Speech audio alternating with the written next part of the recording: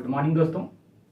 आज से हम इंडियन पॉलिटी एंड कॉन्स्टिट्यूशन को पढ़ाना चालू करेंगे और आप लोग देखेंगे कि जो आज हम पॉलिटी और इंडियन कॉन्स्टिट्यूशन को पढ़ेंगे तो सबसे पहले जानने का प्रयास करेंगे कि ये हम आखिर क्यों पढ़ें, क्या ज़रूरत है इसको पढ़ने की हमें। तो सबसे पहले आज हम जानते हैं कि भारतीय संविधान और राज्य व्यवस्था को क्यों पढ़ना चाहिए और इसकी क्या ज़रूरत है यूपीएससी में। तो सबसे पहले हम थोड़ा यूपीएससी को थोड़ा 2 मिनट में एक्सप्लेन कर देता हूँ कि यूपीएससी हमें क्यों पढ़ना चाहिए और किस लिए पढ़ना चाहिए, यूपीएससी में ये सब को पढ़ने का मतलब क्या है। तो पहले देखते हैं यूपीएससी के कौन कौन से पार्ट्स जो हैं वो हमें पढ़ना चाहिए। तो सबसे पहले देखा जाए तो यूपीएससी में कौन कौन से सब्जेक्ट्स पढ़ते हैं वो चीज़ हमें देखना चाहिए। तो सबसे पहले हम देखते हैं कि यहाँ देखो यूपीएससी में देखा जाए तो सिलेबस तो आपको पता ही होगा। अगर यहाँ तक आप यहाँ आए हैं तो आपको पता होगा कि यूपीएससी का सिलेबस क्या है, और नहीं पता तो हो जाएगा, इसमें कौन सी बड़ी चीज़ है। तो देखिए आज से हम स्टार्ट करेंगे ना इंडियन पॉलिटी एंड कॉन्स्टिट्यूशन। तो सबसे पहले भारतीय देखो आज जो पढ़ेंगे हम भारतीय संविधान और राज्य व्यवस्था।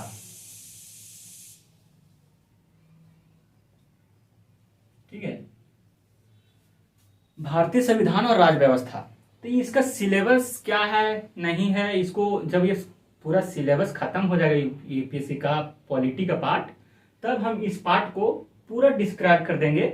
उसके बाद पता चलेगा कि यूपीएससी का ये पॉलिटी का जो सिलेबस है, पढ़ने के बाद आपको पता खुद ही चल जाएगा कि इसका सिलेबस कहाँ तक है। तो मैं आपसे भी अनुरोध करता हूँ कि अगर आप हमारे यूट्यूब चैनल पे जुड़े हैं और हमारी वीडियो को देख रहे हैं तो शुरू से अंत तक जरूर देखिएगा, क्योंकि कहीं से भी अगर एक भी लेक्चर गायब होती है तो आपको नुकसान हो सकता है। इसलिए आप कंटिन्यू इस वीडियो को देखिएगा, तभी आपको पूरा पॉलिटी एंड कॉन्स्टिट्यूशन की समझ होगा। और हम पॉलिटी एंड कॉन्स्टिट्यूशन को सिर्फ पढ़ेंगे नहीं, इस हद तक पढ़ाया जाएगा कि आपका जो अंडरस्टैंडिंग पावर है वो बहुत अच्छा हो जाएगा। फॉर एग्जाम्पल हम देखते हैं ना कि भारतीय संविधान और राज्य व्यवस्था किसी स्टूडेंट से पूछेगा, मान लीजिए कि कोई पीजी कर लिया पॉलिटिकल साइंस में और ग्रेजुएट है, तो अच्छे लोगों को पता नहीं होता कि पॉलिटी यानी संविधान और राज्य व्यवस्था में अंतर क्या है। तो सबसे पहले ये मेन फैक्टर जो है ना कि संविधान और राज्य व्यवस्था में अंतर क्या है। बहुत लोग इसको सिनोनिम्स मान लेते, समानार्थक मान लेते, एक जैसे शब्द मान लेते कि दोनों एक ही है। किसी से पूछोगे कि पॉलिटी क्या है तो बोलेगा अरे भाई वही राज्य कॉन्स्टिट्यूशन क्या बोलेगा पॉलिटी, मतलब दोनों को समानार्थक मान के चलते हैं, जो कि बिल्कुल गलत है। दोनों में अंतर विरोध है, अंतर संबंध भी है, लेकिन ये दोनों को समझना बहुत जरूरी है। ये राज्य व्यवस्था शब्द जो है ना अपने आप में बहुत व्यापक है और ये संविधान अपने आप में एक व्यापक शब्द है। तो दोनों को एक कैसे मान सकते हैं हम। तो यहीं से हम शुरू करेंगे कि संविधान और राज्य व्यवस्था में अंतर क्या है। उसके बाद आज फर्स्ट क्लास है पॉलिटी का, तो सिलेबस पे डायरेक्ट नहीं आएंगे हम, कल से इस चीज़ को हम आगे बढ़ाएंगे। तो सबसे पहले हम छोटी छोटी चीज़ों को जान लेंगे। जैसे बहुत लोग बोलते हैं कि पॉलिटी हमको समझ में नहीं आता, तो हम आपको गारंटी देते हैं कि पॉलिटी हम इस हद तक पढ़ाएंगे, इस अच्छी तरीके से पढ़ाएंगे कि आपको जीरो से लेके अपर लेवल तक का पॉलिटी का अंडरस्टैंडिंग पावर आपका बढ़ाना हमारा जिम्मेदारी होगा।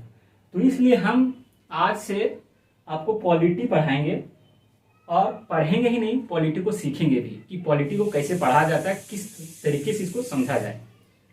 तो चलिए आज हम स्टार्ट करते हैं। सबसे पहले एक छोटे छोटे शब्दावलियां हैं संविधान और राज्य व्यवस्था। तो सबसे पहले हम जानेंगे कि ये संविधान नाम की जो चीज है वो है क्या। सबसे पहले हम संविधान को जानेंगे कि संविधान है क्या। तो देखिए ये संविधान जो है, मैं इसको छोटा सा एक संक्षेप में लिखवा देता हूं पहले, उसके बाद इसको पूरा डिस्क्राइब करवाऊंगा और एक एक शब्द को ट्रांसपेरेंसी के तरीके से आपको समझ में आएगी, मतलब शीशे की तरह साफ हो जाएगी। ट्रांसपेरेंसी, पारदर्शिता जो होते हैं ना, वो एक एक शब्द को मैं यहाँ क्लियर करूंगा। तो सबसे पहले मैं एक छोटा सा डिफिनीशन लिखता हूं कि संविधान है क्या। ठीक है, तो देखिए संविधान उन प्रावधानों का संग्रह है, यहां से मैं लिखता हूं, आप लोग कॉपी कलम लेकर नोट करते चलिए ताकि आपको नोट्स बनाने में कोई दिक्कत ना हो। ठीक है, तो मैं सबसे पहले लिखता हूँ संविधान संविधान उन प्रावधानों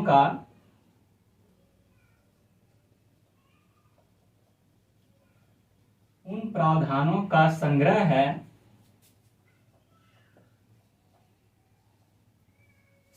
है जिसके आधार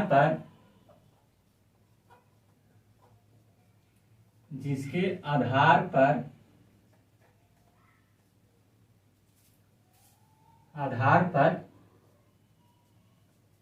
किसी देश का शासन चलाया जाता है, किसी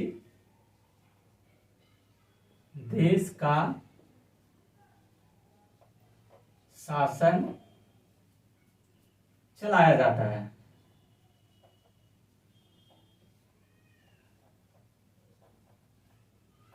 ठीक है, ये एक लाइन और इसको करते हैं। ठीक है, तो उसके बाद संविधान देश की सर्वोच्च विधि है, तो आप लोग भी जानते होंगे। इसका अगला पंक्ति क्या है? संविधान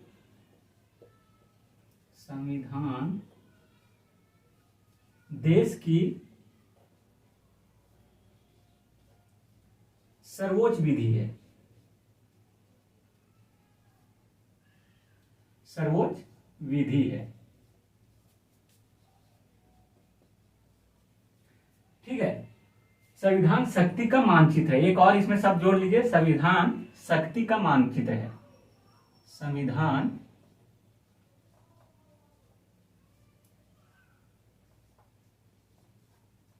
शक्ति का मानचित्र है। आई होप आप लोग भी ये सब नोट कर लिए होंगे। मैं उम्मीद करता हूं आप लोग भी इस चीज को नोट करें और अपना नोट्स बना लें, ताकि आने वाले परीक्षा में आपके लिए यह उपयोगी हो सके। तो अब हम इस डिफिनेशन को समझते हैं कि डिफिनेशन कहना क्या चाहता है। ये डिफिनेशन बहुत बहुत बहुत बड़ी चीज कह रही है। इस डिफिनेशन में अगर आप देखें तो इसमें 3 पॉइंट ऐसे मिलेंगे आपको, कीवर्ड्स, जो आपको अच्छा लगेगा। तो सबसे पहले देखिए, इसका जो डिफिनेशन हमने लिखा है, संविधान उन प्रावधानों का संग्रह है जिसके आधार पर किसी देश का शासन, अब देखिए भाई यहाँ एक बहुत बड़ा शब्द है, किसी देश का शासन चलाया जाता है। ये बहुत बड़ा कीवर्ड है। अब यहाँ हम एक शासन वर्ड को अंडरलाइन करेंगे, पहले ये चीज को समझेंगे, फिर इसी में दूसरा वर्ड आएगा कि संविधान देश का सर्वोच्च विधि है। ये दूसरा कीवर्ड हो गया हमारा। ये सर्वोच्च विधि क्या होती है? शासन, पहले चीज को समझेंगे, फिर दूसरी चीज को सर्वोच्च विधि ये क्या होता है। और मैंने तीसरा वर्ड लिखा है कि संविधान शक्ति का मानचित्र है। क्या है? संविधान शक्ति का मानचित्र है। तो ये 3 कीवर्ड्स को आज हम समझने का प्रयास करेंगे। हम फिर एक बार आपसे आग्रह कर रहे हैं कि अगर आप हमारे YouTube पर पढ़ाई कर रहे हैं हमारे चैनल के द्वारा, तो आप इस चीज को नोट कर लें कॉपी में, ताकि आपके आने वाले एग्जाम की व्यू से अच्छा रहेगा। तो चलिए आज हम समझते हैं। सबसे पहले शासन चलाया जाता है। संविधान उन प्रावधानों का संग्रह है जिसके आधार पर किसी देश का शासन चलाया जाता है। यह शासन का मतलब क्या है? ये जो शासन वर्ड हमने लिखा है, इस शासन से तात्पर्य क्या है? तो इसी चीज को हम थोड़ा और एक्सप्लेन करते हैं। सार्वजनिक जीवन का संचालन। अगर शासन बोले कि हमारे देश का शासन चलाया जाता है, तो किस प्रकार का शासन? शासन जो एक वर्ड है ना, ये सार्वजनिक वर्ड है। जैसे कि सार्वजनिक शासन चलाया जाता है। देखिए अब शासन को हम एक्सप्लेन कर रहे हैं। ये शासन चलाया जाता है विभिन्न देशों के बीच। एक शासन क्या चीज है, इस चीज को हम समझेंगे। ठीक है, सार्वजनिक जीवन का संचालन, इसका अर्थ है सार्वजनिक जीवन का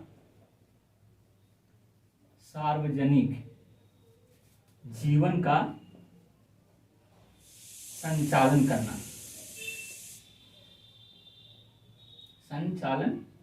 ठीक है, अब ये सार्वजनिक जीवन का संचालन करने का मतलब क्या है? अब इसका मतलब साफ साफ पता चल रहा है कि हमारे देश का नेता कौन होंगे, हमारे देश की एजुकेशन क्या होगा, ये क्या है? हमारे सार्वजनिक जीवन है ना। हाँ, हम तो अकेले नहीं कर सकते कि जो नेता है वो हम अकेले हैं। उस तरह से किसी को शिक्षा हमारे अकेले चीज का तो नहीं है। तो किसी भी चीज का जो सार्वजनिक हित का हो, शिक्षा, विद्यालय, हॉस्पिटल, मंत्रीगण, प्रशासन, ब्यूरोक्रेट, जो भी है वो क्या है? सार्वजनिक जीवन का ही हिस्सा है। सार्वजनिक जीवन का हिस्सा है। तो यहाँ पे अगर देखा जाए देश की राजनीति हो गया। तो सबसे पहले यहाँ देखो, यहाँ जो सार्वजनिक जीवन का हिस्सा हमने बोला है, तो सबसे पहले बात है कि सार्वजनिक जीवन में कौन कौन से आते हैं। यहाँ पे हो जाएगा आपका प्रशासन, एक प्रशासन हो गया। दूसरा वर्ड आ जाएगा आपके इसमें कानून। ये क्या है, सार्वजनिक है कि नहीं, ये किसी का पर्सनल तो है नहीं कि मेरा प्रशासन है, ये मेरा कानून है, ये किसी का होता है क्या। इसलिए जो शासन चलाया जाता है, किसी देश का जो शासन चलाया जाता है, किन आधारों पर चलाया जाता है। शासन चलाया जाता है, उसका जो सार्वजनिक जीवन का हित होता है वो प्रशासन के थ्रू होता है, कानून के थ्रू होता है। और यहाँ जो हो और बहुत सारी ऐसी चीज यहाँ पे, जैसे कि प्रशासन या मंत्रीगण यहाँ हो जाएंगे, ये सब भी किसके हिस्से हैं, मंत्रीगण। और भी बहुत सारे इसमें अर्थव्यवस्था आ जाएगा। अर्थव्यवस्था ये हमारा किस चीज का हिस्सा है, अर्थव्यवस्था। तो ये सारी चीजें जो है हमारे सार्वजनिक जीवन संचालन करने का एक माध्यम है। अगर ये सारी चीजें ना हो तो किसी भी देश का शासन नहीं चलाया जा सकता। अगर वहां का शिक्षा व्यवस्था ना हो, वहां का अर्थव्यवस्था ना हो, वहां मंत्री परिषद ना हो, वहां मतलब प्रशासन ना हो, तो किसी देश का शासन चलाया जा सकता है क्या, नहीं चलाया जा सकता ना। तो इसीलिए कहा गया है कि संविधान उन प्रावधानों का संग्रह है जिसके आधार पर किसी देश का शासन चलाया जाता है। तो आई होप आपको ये चीजें समझ में आ गई होगी कि शासन क्या होता है। अगर किसी भी देश को चलाना है सही सुचारू रूप से, तो सुचारू रूप से चलाने के लिए हमें किन चीजों की आवश्यकता होती है, वो चीजें हैं यहाँ पे प्रशासन, कानून व्यवस्था, मंत्रीगण, अर्थव्यवस्था और बहुत सारी ऐसी चीजें हैं जो सार्वजनिक हित के लिए जरूरी है। तो आई होप आपको ये शासन वर्ड समझ में आ गया होगा कि किसी भी देश को चलाने के लिए एक शासन की जरूरत होती है। ठीक है, शासन चलाया जाता है, मतलब किसी भी देश को चलाने के लिए छोटी सी अगर चीज हो तो वहां का शासन प्रशासन व्यवस्था अच्छी होनी चाहिए, तभी किसी देश की शासन जो है सुचारू रूप से चल सकता है। तो आई होप आपको ये छोटी सी चीजें समझ में आ गई होगी। ठीक है, अब इसमें से हम देखते हैं कि सर्वोच्च विधि, इसमें एक और मैंने शब्द लिखा था, हाँ यहाँ पे देखो सर्वोच्च विधि क्या है कि संविधान देश की सर्वोच्च विधि। सर्वोच्च विधि कहने का मतलब क्या है कि जो सर्वोच्च विधि है, तो सर्वोच्च विधि के अंतर्गत आएगा हमारा प्रशासन, कानून, मंत्रीगण, अर्थव्यवस्था। ये सारी चीज किसके अंतर्गत आएगा, ये हमारे संविधान। अब एक चीज आप लोग को शायद समझ में नहीं आएगी कि संविधान क्या है।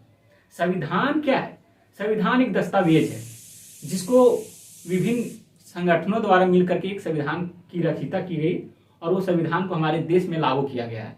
जो उसमें मुख्य अतिथि के रूप में डॉक्टर राजेंद्र प्रसाद, भीमराव अम्बेडकर और बहुत सारे ऐसे लोग उसमें शामिल थे। विभिन्न संगठनों के द्वारा एक आर्टिकल्स को संग्रह करके उस संविधान को बनाया गया है। ठीक है, तो हम संविधान पे कभी अलग से चर्चा करेंगे। मतलब संविधान क्या, सर्वोच्च विधि है जिसके अंदर में प्रशासन, शासन, मतलब सारी चीज उसी के अंदर कार्य करती है। ठीक है, तो सर्वोच्च विधि कहने का मतलब है कि अगर सर्वोच्च हमारे देश की सबसे बड़ी अगर कोई कानूनी चीज है संविधान, तो उसके अंदर में प्रशासन है। वही बताएगा कि प्रशासन का क्या क्या है। ये सर्वोच्च विधि जो हमारे देश का है वो बताएगा कि हमारे प्रशासन का कार्य क्या है, कानून का कार्य क्या है, मंत्रीगण का कार्य क्या है, हमारी अर्थव्यवस्था को चलाने के लिए किस हद तक क्या करना पड़ेगा, उन चीजों का प्रावधान करता है हमारा सर्वोच्च विधि।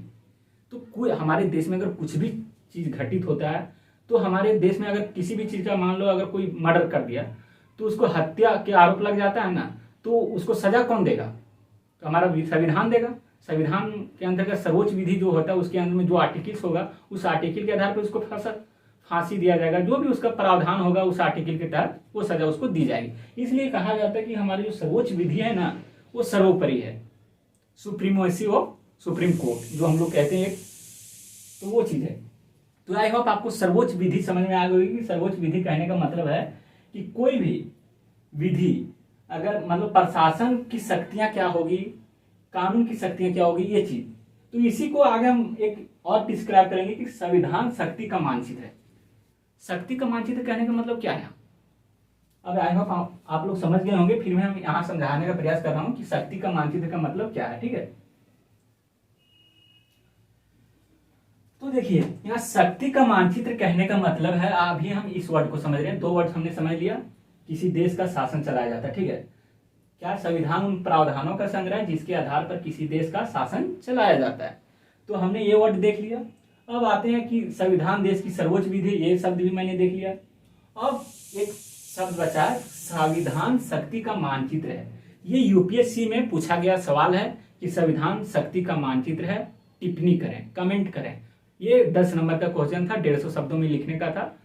तो ये क्वेश्चन को हम थोड़ा डिस्क्राइब करके इसको समझेंगे कि ये शक्ति का मानचित्र, संविधान को शक्ति से क्यों, इसको मानचित्र से क्यों किया गया, पावर मैप से क्यों जोड़ा गया। तो इन चीजों को हम समझने का प्रयास करते हैं, ठीक है। तो सबसे पहले यहाँ समझते हैं संविधान शक्ति का मानचित्र है कहने का तात्पर्य क्या है। तो सबसे पहले शक्ति का मानचित्र कहने का मतलब है कि देखिए हमारे सरकारों के अंग, सबसे पहले इसका शक्ति का मानचित्र का एक पहला पॉइंट हम यहाँ डिनोट कर रहे हैं, ठीक है। तो आप लोग भी नोट करते चले जाइए। शक्ति का मानचित्र का ये पहला पॉइंट होगा। तो इसमें हम देखेंगे कि सरकार के अंगों की सरकार के, पहला यहाँ पॉइंट देखेंगे, सरकार के अंगों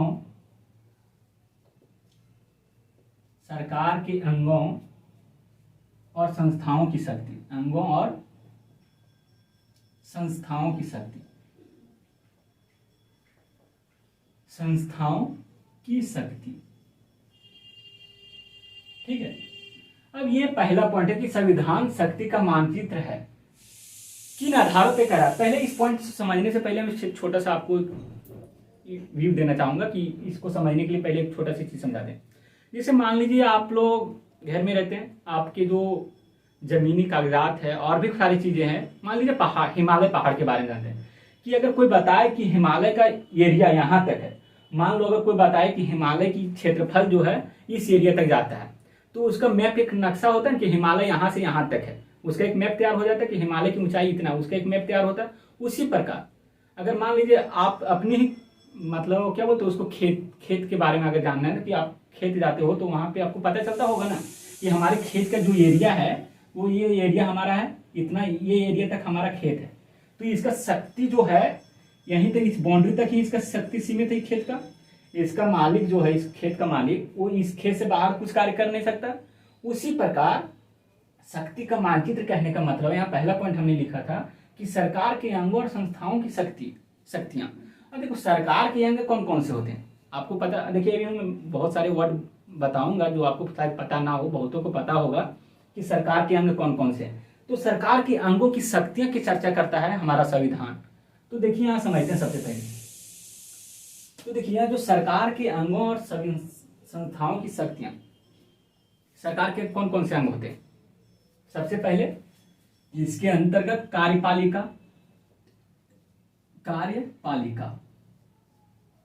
कार्यपालिका पहला शब्द हो गया इसका। फिर न्यायपालिका बी नंबर में, न्यायपालिका। फिर एक हो गया विधायिका, सी नंबर, विधायिका, ठीक है। ये हो गया सरकार के अंग। और संस्थाओं में भी देखेंगे, इसमें बहुत सारी चीजें आएंगे, हम आगे डिस्कस करेंगे। तो सबसे पहली बात है कि सरकार के अंगों और संस्थाओं की शक्तियों के बारे में ये संविधान शक्ति का मानचित्र के आधार पर हम इसको डिस्क्राइब कर रहे हैं। देखिए सरकार के अंगों और संस्थाओं की शक्तियों के मानचित्र के बारे में अगर बात कर रहे हैं तो सबसे पहले कार्यपालिका, न्यायपालिका और विधायिका, ये होता क्या है, ये इसको हम डिस्क्राइब करके पूरा विस्तार तरीके से पढ़ेंगे। इस आगे क्लास में आएंगे तो यहाँ सबसे पहले सूक्ष्म तरीके से मैं आपको बता देता हूँ, छोटे छोटे भाषाओं में, मतलब कि होता क्या है। कार्यपालिका कहने का मतलब है प्रशासन और मंत्री, जो हमारे देश का ब्यूरोक्रेट हैं, मंत्रीगण हैं, वो हमारे कार्यपालिका के अंतर्गत आते हैं, ठीक है। न्यायपालिका ने जुडिशियल कोर्ट, जो कोर्ट मतलब निर्णय सुनाते हैं हम लोग को, वो हो गया न्यायपालिका। विधायिका जो कानून बनाता है, विधायिका यानी जो संसद द्वारा जो कानून पारित किया जाता है, बनाया जाता है, वो हमारे विधायिका कहलाते हैं, ठीक है। तो आई होप आपको ये छोटे छोटे 3 चीजों समझ में आ गए। फिर से एक बार, कार्यपालिका प्रशासन यानी ब्यूरोक्रेट, हमारे इंडिया के जो ब्यूरोक्रेट प्रशासन है वो, और इसी में मंत्रीगण भी आ जाते हैं। न्यायपालिका यानी कोर्ट, जुडिशियली, जो न्याय सुनाते हैं, सुप्रीम कोर्ट मान लो, डिस्ट्रिक्ट कोर्ट, हाई कोर्ट, ये सब इसमें आते हैं। और विधायिका कहने का मतलब जो संसद जो कानून बनाती है ना, उसे हम लोग विधायिका कहते हैं। तो आई होप ये चीजें आपको थोड़े समय के लिए मैं बता दी, इसको पूरा विस्तार तरीके से हम आगे क्लास में पढ़ेंगे, ठीक है।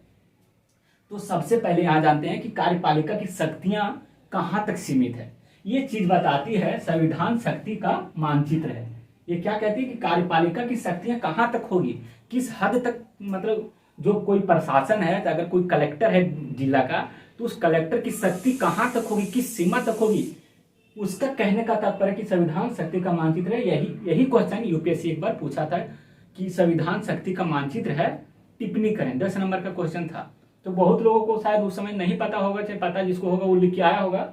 तो यहाँ आप लोग समझ गए कि कार्यपालिका यानी किसी भी कलेक्टर का पावर कहाँ तक है, किस हद तक उसका पावर है, उसको मुट्ठी में पावर मिला है जो वो अपने प्रशासन के क्षेत्र में यूज कर सकता है। उसी तरह न्यायपालिका, किसी भी जज को कितना ताकत मिलेगा, उसकी पावर क्या होगी, वो निर्धारित करता है हमारा संविधान। ठीक है, तो इसीलिए कहा गया कि हमारे जो देश का संविधान है वो शक्ति का मानचित्र है। तो मानचित्र कहने का तात्पर्य आप लोग आई होप समझ गए होंगे कि संविधान शक्ति का मानचित्र है, क्यों कहा जाता है। अगर आपसे 150 वर्ड लिखने को बोला जाए तो आप इसे एक्सप्लेन कर सकते हैं। बहुत सारे इसमें मुद्दे जोड़ सकते हैं, ब्यूरोक्रेट, बहुत सारे ऐसे कार्यपालिका भी न्यायपालिका, अगर इसी को एक्सप्लेन करोगे तो आई होप 200-250 शब्द चले जाएंगे। और इसी तरह विधायिका कि संसद अगर किसी बिल पर कानून बना रही है, किसी मुद्दे पर अगर कानून बनाना चाहती है, तो उसकी योग्यताएं क्या होगी, बहुत सारी चीजें कि कौन कौन मुद्दे पर ये कानून बना सकते हैं, ये भी तो मैटर करता है ना। कि किसी भी चीज पे तो कानून बन नहीं सकता, उसमें तो पब्लिक की सहमति चाहिए। तो इस आधार पे जो विधायिका होता है, कौन सा कानून बनेगी, कौन से कानून नहीं बनेगी, इस पर ये निर्धारित करता है। इसलिए इसका, और कौन कौन से कानून बना सकते हैं, ये भी इसकी शक्ति का मानचित्र होता है कि हम कौन से कानून बना सकते हैं, कौन से कानून नहीं बना सकते हैं, ये इसका शक्ति है। तो आई होप आप लोग समझ गए होंगे कि संविधान, हमने अभी तक सिर्फ एक शब्द को डिस्क्राइब किया है, और आई होप आपको ये चीजें समझ में आ गई होगी कि संविधान शक्ति का मानचित्र है, क्यों कहते हैं, और ये सर्वोच्च विधि है, और ये शासन चलाया जाता है। ये 3 चीज आप लोगों को समझ में आ गई होगी। आई होप आप लोगों को संविधान शब्द समझ में आ गया होगा। अब आते हैं हम लोग राज्य व्यवस्था पे। एक बार और मैं फिर रिपीट कर देता हूँ कि संविधान होता क्या है। ठीक है, संविधान उन प्रावधानों का संग्रह है जिसके आधार पर किसी देश का शासन चलाया जाता है। संविधान देश की सर्वोच्च विधि है। संविधान शक्ति का मानचित्र है। ये 3 कीवर्ड आपको याद रखनी है, और संविधान को आपको किसी भी तरह से उलझाने की कोशिश करें ना, तो आप नहीं उलझिएगा। सिर्फ आप ये 3 कीवर्ड को अपने माइंड में रखिए कि संविधान क्या होता है, राज्य व्यवस्था अलग चीज है। भाई हम अभी भी बोल रहे हैं क्या है, राज्य व्यवस्था अलग चीज है। इसको एक चीज नहीं समझिएगा, क्योंकि ये दोनों है ही नहीं, तो ये कैसे समझेंगे। तो इसलिए आई होप आपको ये भारतीय संविधान समझ में आ गया। अब समझते हैं कि राज्य व्यवस्था क्या है। राज्य व्यवस्था क्या है, तो आई होप इतना चीज आपको समझ में आ गई। अब समझते हैं राज्य व्यवस्था क्या है, ये मिटा लेते हैं, आप लोग नोट कर लिए होंगे आई होप। चलिए, तो अब हम समझने का प्रयास करते हैं कि ये होता क्या भाई, राज्य व्यवस्था क्या होता है। मैंने तो संविधान के बारे में इतना डिटेल्स बता दिया है, जो कि काफी है। 150-200 शब्द लिखने के, 250 शब्द लिखने के लिए काफी है। इस पॉइंट पे अगर लिखा जाए तो, अगर न्यायपालिका, कार्यपालिका, विधायिका पर ही लिखें तो 1000 शब्द लिख सकते हैं आप लोग। इसमें कौन सी बड़ी चीज है। तो 150 शब्द, देखो यूपीएससी जो है ना, वो वर्ड्स का खेल है भाई। कितने वर्ड में आप कितने तरीके से, कितने कम वर्ड में कितने तरीके उसके आंसर को लिख सकते हैं। ठीक है, तो आई होप आप लोग ये सारी चीजें समझ गए होंगे। ये संविधान शक्ति का मानचित्र है। इसमें 1-2 और पॉइंट अगर बताना चाहें तो बता सकते हैं, जैसे कि केंद्र और राज्य का सरकार की शक्तियां ये होंगे, संविधान, नागरिक, और एक और शब्द आप जोड़ सकते हैं, जैसे कि ये संविधान की शक्ति का मानचित्र है। हमने शायद एक पॉइंट आपको बताया, ये क्या है कि सरकार के अंग के बारे में बताया था मैंने, सरकार के अंग, इसमें 3 आ गया था, ये पहला हो गया था। अब दूसरा इसमें देखा जाए तो दूसरा है संविधान नागरिक के अधिकार, नागरिकों के अधिकार की शक्तियों की घोषित करता है। नागरिकों की शक्तियां, शक्ति का मानचित्र कहने का मतलब, यहाँ एक दूसरा पॉइंट भी हम वो भूल रहा था, तो इसलिए मैं याद करके आपको बता दे रहा हूं कि संविधान शक्ति का मानचित्र है। मैंने पहला सरकार के अंग में कार्यपालिका, विधायिका, न्यायपालिका के बारे में बताया। अब दूसरा यहाँ संविधान शक्ति का मानचित्र है, इसमें एक दूसरा पॉइंट मैं को रिलेट करके बता रहा हूं ताकि आप अच्छे से एक्सप्लेन कर सको। नागरिकों की शक्तियां, मान लीजिए आर्टिकल 14 समानता के अधिकार, स्वतंत्रता और समानता का अधिकार, आर्टिकल 14, आर्टिकल 17 अस्पृश्यता का अंत। ये जो आर्टिकल्स हैं, अब मान लीजिए आर्टिकल 14 स्वतंत्रता और अभिव्यक्ति की स्वतंत्रता है जो हमारे यहाँ, स्वतंत्रता और अभिव्यक्ति की स्वतंत्र जो भी है यहाँ, तो अगर अगर मान लीजिए कि हमें संगठन बनाने की छूट है, ठीक है, हम संगठन कर सकते हैं, सभा बुला सकते हैं, स्पीच दे सकते हैं, आर्टिकल्स लिख सकते हैं, ये हमारा अधिकार है, ये हमारा शक्ति है। लेकिन क्या ये हमारा शक्ति है कि हम अपने भारत के खिलाफ कोई अभद्र भाषण दें, अभद्र स्पीच दें कहीं, कि जैसे कि कन्हैया कुमार ने दिया था, हम उस तरह के भाषण नहीं दे सकते क्लास लेते वक्त भी, क्योंकि वो बहुत खराब भाषण था वो कन्हैया कुमार का। आप लोग देख सकते हैं यूट्यूब पे कितना खराब तरीके से वो भारत का अखंड, मानी भारत को क्या बोलते हैं उसको, अखंडता से तोड़ने की बात कर रहा था। बहुत सारे ऐसे बहुत सारी चीजें उसमें था कि भारत के ये होंगे वो होंगे, उसका जो स्पीच सुनोगे बहुत खराब स्पीच है। तो मतलब उस तरह की हम लोग प्रवचन नहीं दे सकते कि भारत के 1000 टुकड़े होंगे, ये होंगे, उस तरह के कन्हैया कुमार ने जो दिया था उस तरह की हम लोग की स्वतंत्रता नहीं है। तो वही बताता है कि भारत जो है संविधान का शक्ति का मानचित्र कि अगर आपको स्वतंत्रता मिली है, फंडामेंटल राइट, आपको अधिकार है कि आप फंडामेंटल राइट आपका मौलिक अधिकार है, लेकिन किस हद तक है। आप आतंकवादी जैसे बन करके नक्सलवाद ये सबको बढ़ावा तो दे नहीं सकते ना, आपका अधिकार ये तो नहीं है आप कहीं गोलीबारी कर बोलोगे मेरा फंडामेंटल राइट, हम स्वतंत्र हैं, स्वतंत्र जी सकते हैं। तो ये गलत है ना कि अगर आप बोलेंगे हम स्वतंत्र हैं, किसी को भी मार दें, आपका शक्ति नहीं है, ये आपका फंडामेंटल राइट नहीं है। लेकिन फंडामेंटल राइट में भी आपका कुछ अधिकार अगर है तो उस अधिकार को आप, उसी अधिकार को, मतलब अगर आप किसी बोलते हैं ना कि सर से पानी अगर ऊपर चला जाए ना तो बर्दाश्त नहीं, कोई भी नहीं करता। इसी तरह संविधान जो है हमारी शक्तियों का अवहेलना नहीं करता, अगर लेकिन हाँ अगर हम लोग शक्तियों का दुरुपयोग करेंगे तो संविधान उस पर रोक लगाती है, शक्तियों पर रोक लगाती है कि इस सीमा से आप बाहर नहीं जा सकते हो। तो आई होप आपको ये भी चीजें क्लियर हो गई कि अगर आपको फंडामेंटल राइट मिली है, ठीक है, तो उसका उल्लंघन आप नहीं करेंगे। जहां तक आपको शक्तियां दी गई है वहीं तक आप उपयोग कर सकते हो, उससे बाहर आप नहीं जा सकते हैं, ठीक है। तो आई होप आपको ये सारी चीजें समझ में भी आ गई होगी। तो अब आते हैं, एक पॉइंट छोड़ गया था इसलिए मैं बता दिया। अब आते हैं दूसरा पॉइंट पर कि राज व्यवस्था क्या है, ठीक है।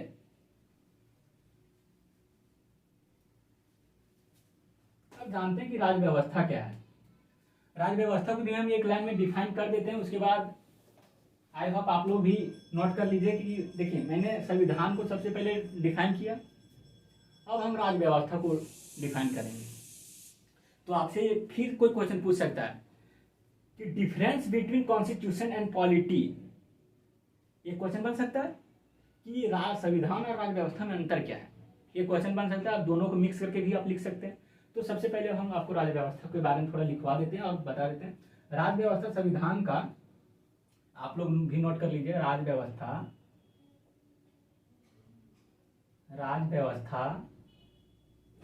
संविधान का व्यवहारिक रूप है, व्यवहारिक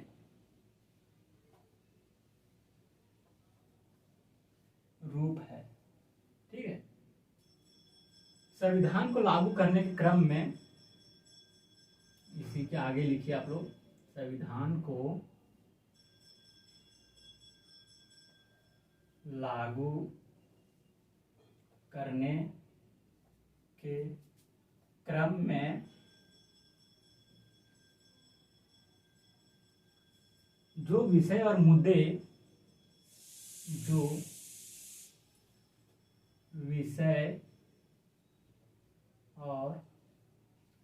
मुद्दे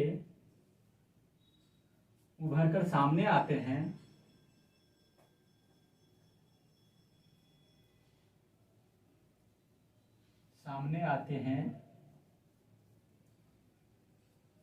उन्हें समग्र रूप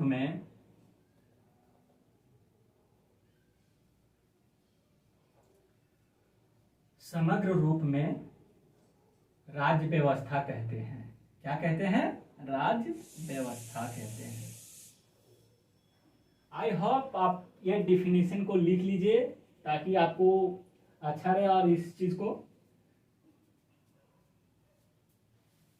ये आप लोग नोट कर लीजिए, फिर मैं इसको अच्छा से एक्सप्लेन करता हूँ। आई होप आपको दिख रहा होगा, मैं थोड़ा साइड हट गया हूँ ताकि आपको लिखने में कोई दिक्कत ना हो, ठीक है। चलिए फिर अब स्टार्ट करते हैं। आप लोग नोट किए होंगे, अगर नोट नहीं किए तो पॉज करके आप वीडियो को रोक लिख लीजिए, ठीक है।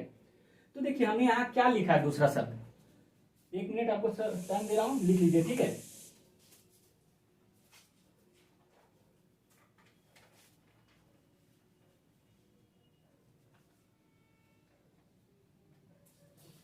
आई होप आप लोगों ने ये सारी चीजें नोट कर लिए होंगे, ठीक है। अगर नोट नहीं किए हैं तो नोट कर लीजिए, क्योंकि बहुत इंपॉर्टेंट चीज है। आपको जितनी सरल भाषा में हम ये चीजें बता रहे हैं, शायद ये सरल भाषा यूपीएससी के लिए एक नहीं है, इतनी सरल भाषा, लेकिन मैं आपको, मेरी प्रयास रहेगा कि आपको जितनी सरल भाषा में आपको इस चीज़ों को पहुंचा सके, वो हमारा प्रयास रहेगा, ठीक है। तो आई होप आप लोगों ने ये सारी चीज़ें नोट कर लिए होंगे। तो देखिए हमने यहाँ लिखा क्या है, आगे मार्कर यहाँ पे, देखिए राज्य व्यवस्था संविधान का व्यवहारिक रूप है। क्या है यहाँ कीवर्ड, क्या है व्यवहारिक रूप है, ये इसका कीवर्ड है। किसका व्यवहारिक रूप है? संविधान का। अभी हमने आपको बताया कि संविधान क्या होता है, इसको पूरा एक्सप्लेन करके बता कि इसमें संविधान के अंतर्गत आता है सर्वोच्च विधि, शक्ति का मानचित्र, ये है ना। तो ये सारी चीजों को हमने बताया, तो इसी का व्यवहारिक रूप है। अब इसको समझते हैं। व्यवहारिक रूप है संविधान को लागू करने के क्रम में जो विषय, यहाँ दूसरा कीवर्ड क्या आ रहा है, विषय और मुद्दे उभर कर सामने आते हैं, उन्हें समग्र रूप में राज्य व्यवस्था कहते हैं। क्या कहते हैं? राज्य व्यवस्था कहते हैं। अब इसको समझिए फिर से। हमने आपको संविधान के बारे में बता दें कि संविधान होता क्या है, ठीक है। अब संविधान अलग चीज है, राज्य व्यवस्था अलग चीज है, लेकिन दोनों के बीच में अंतर संबंध है, को रिलेट है, लेकिन एक नहीं है। तो उसी को हम फिर से समझते हैं। संविधान का व्यवहारिक रूप है। अब व्यवहारिक रूप है कहने का मतलब क्या है, जैसे कि संविधान क्या है, हम यहाँ एक एग्जाम्पल देते हैं आपको समझाने के लिए। एग्जाम्पल तौर पर व्यवहारिक रूप का एक मैं आपको एग्जाम्पल दे रहा हूँ कि संविधान, राज्य व्यवस्था संविधान का व्यवहारिक रूप है। तो मान लीजिए आर्टिकल 17, ठीक है। आर्टिकल 17 क्या कहता है, लिखो यहाँ आर्टिकल, आप लोग भी इसको नोट कर लीजिए ताकि आपको समझने में आसानी हो। आर्टिकल 17, आर्टिकल 17, आर्टिकल 17 कहता है, हमारा संविधान में इसका जिक्र है, अनुच्छेद 17 में लिखा हुआ है कि अस्पृश्यता का अंत होगा। अगर कोई व्यक्ति किसी से अस्पृश्यता के भावना से किसी को दुख पहुंचाता है अथवा उसको बुरा भला कहता है, तो उसके विरुद्ध कार्रवाई की जाएगी। ये कहाँ लिखा हुआ है? ये हमारा संविधान में लिखा हुआ है। ये हमारे संविधान में आर्टिकल 17 लिखा हुआ है। तो इस संविधान को जब हम जमीनी स्तर पे लागू करते हैं, जब इसको प्रशासन के रूप में लागू किया जाता है, जब प्रशासन इसको जमीनी स्तर पे लागू करते हैं, तो लागू करने के समय वक्त जो मुद्दे विषय उभर कर सामने आते हैं, उस विषय को हम लोग क्या कहते हैं? राज्य व्यवस्था कहते हैं। वही एग्जाम्पल हम दे रहे हैं कि आर्टिकल 17 जो है अस्पृश्यता का अंत, यहां मैं लिख देता हूं, अस्पृश्यता का, अस्पृश्यता का अंत, अस्पृश्यता का अंत, यानी अस्पृश्यता एक क्या है? दंडनीय अपराध है। अगर किसी व्यक्ति से आप भेदभाव करते हैं, कि जैसे कि कोई क्या है ना कि बोलेगा कि हम आईपीएस बनेंगे, तो अगर उसको कोई इस बात से कह के भगा दे कि तुम नीच जात के हो, तुम आईपीएस नहीं बन सकते हो, तुम नीच जात के हो, तुम नेता नहीं बन सकते हो, तो कोर्ट चला जाएगा और उसके खिलाफ केस कर देगा। और जब केस करेगा तो वो आ गया हमारे फिर किस मामले में? जमीनी स्तर पे आ गया। अब जो मामला है अब आमने सामने का हो गया, यही जो मुद्दा है उभर के सामने आ गया। तो जो इस प्रकार के मुद्दे आते हैं, इस प्रकार के मुद्दे को हम क्या कहते हैं? राज्य व्यवस्था। और जब ये मुद्दा कोर्ट पहुंचेगा तो क्या कहेगा? कोर्ट जब जाएगा तो कोर्ट में उसके खिलाफ जो उसके आर्टिकल से रिलेटेड संबंधित जो प्रावधान होगा, उसको जो जुर्माना होगा, जो कारावास होगा, वो उसको दंड मिल जाएगा। अब वही दंड को देने के लिए, अब इसी को दंड देने के लिए सबसे पहले आएगा क्या कि यहाँ पे इस चीज को अगर मान लो संविधान में लिखा है कि ये दंडनीय अपराध है, तो अब राज्य व्यवस्था का यहाँ काम क्या है? अब संसद का काम यहाँ यह हो जाएगा, पॉलिटी का काम यहाँ यह हो जाएगा कि इस व्यक्ति को क्या दंड दिया जाए, इस व्यक्ति को क्या दंड दिया जाए। जो निजी मामला था उसका, हरिजन एक्ट तो नहीं कहेंगे इसको, लेकिन क्या बोलते उसको, अरे जो मतलब इसके खिलाफ जो केस किया था, जो बुरा भला कहा था अस्पृश्यता के लिए, तो उसके खिलाफ अब जो कोर्ट में जाएगा तो कोर्ट के लिए जो इसको दंड दिया जाएगा तो दंड कौन तय करेगा? संसद तय करेगा। अब संसद बोलेगा कि इसको कितना साल का सजा दिया जाए, इसके लिए क्या जुर्माना हो, तो अलग अलग कोर्ट में जाएगा। तो कोई कोर्ट बोलेगा कि इसको 5 साल का सजा हो गया, कोई कोर्ट बोलेगा इसको 5,000 का जुर्माना दे दो, कोई जज बोलेगा इसको 1 साल का सजा दे दो, कोई जज बोलेगा इसको फांसी पे लटका दो। तो यही ना, इसके लिए संसद हमारे बीच में आएगी और संसद इसके लिए कानून बनाएगी कि इस बंदे को क्या सजा दी जाए। तो जो जब संसद इस कानून को बनाएगी और जब इसको पारित कर देगी तो यही हमारे संविधान का एक राज व्यवस्था के रूप में, पॉलिटी के रूप में उभर कर सामने आएगा। आई होप आपको ये छोटी सी चीजें समझ में आ गई होगी। तो इसमें 3 चीजों को आपको ध्यान रखना होगा जो हमने आपको बताया, कि जो कि इसमें बहुत सारी चीजें हैं। जैसे आर्टिकल 17 का मैंने जिक्र किया, अब आर्टिकल 19 का भी एक जिक्र एग्जाम्पल में लिख लो। आर्टिकल 17 ये हो गया, अब दूसरा एग्जाम्पल हो गया आर्टिकल 19। आर्टिकल 19 क्या कहता है? विचार और अभिव्यक्ति की स्वतंत्रता। कोई भी व्यक्ति अपनी विचार व्यक्त कर सकता है, संगठन बना सकता है, स्वतंत्र रह सकता है। तो यहाँ हो गया अभिव्यक्ति की स्वतंत्रता। क्या हो गई? अभिव्यक्ति की स्वतंत्रता। आई होप आपको ये भी चीजें समझ में आ गई होगी। देखिए इसमें एक केस आया था, ठीक है, press, Indian express newspaper case 1955। इसी में अगर बोला था कि अभिव्यक्ति की स्वतंत्रता सभी व्यक्ति को है, तो इसमें यह नहीं लिखा था कि प्रेस, जो प्रेस होता है हमारे मीडिया, उसको इसी केस में, इसमें इंडियन एक्सप्रेस केस 1950, यहाँ क्या है, इसी के खिलाफ सुप्रीम कोर्ट ने क्या कहा था? Indian express case 1955। Indian express case 1955 यानी इंडियन एक्सप्रेस के द्वारा एक बार केस किया गया, तो उसमें बताया गया, सुप्रीम कोर्ट का एक निर्णय था कि इस कोर्ट में प्रेस को फंडामेंटल राइट बताया गया, जो मीडिया होती है उसको फंडामेंटल राइट घोषित कर दिया आर्टिकल 19 के तहत, ठीक है। तो इसमें एक तीसरा एग्जांपल आप एक और समझ लीजिए कि गुलाम नबी आजाद केस, आप लोग सुने होंगे कि गुलाम नबी आजाद केस के बारे में।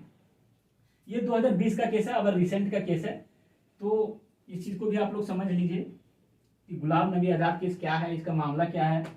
तो गुलाम नबी आजाद केस में क्या हुआ था ना, यहां लिख देते हैं तीसरा एग्जांपल इसी का, गुलाम नबी आजाद केस,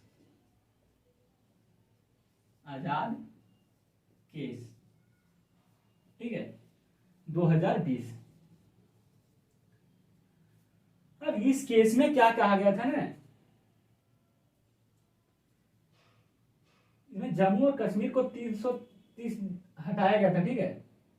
जब इस केस में किया गया था केस, गुलाम नबी आजाद केस, जम्मू कश्मीर के मामले में आर्टिकल 370, हम लोग बोलते हैं कि आर्टिकल 370 हट गया। जब ये केस हुआ ना, तो आर्टिकल 370 अभी भी बोलते हैं हटा नहीं, मॉडिफाई हुआ, मॉडिफाई चेंज किया गया, उसको हटाया नहीं गया बिल्कुल तरीके से। कैसे हट जाएगा?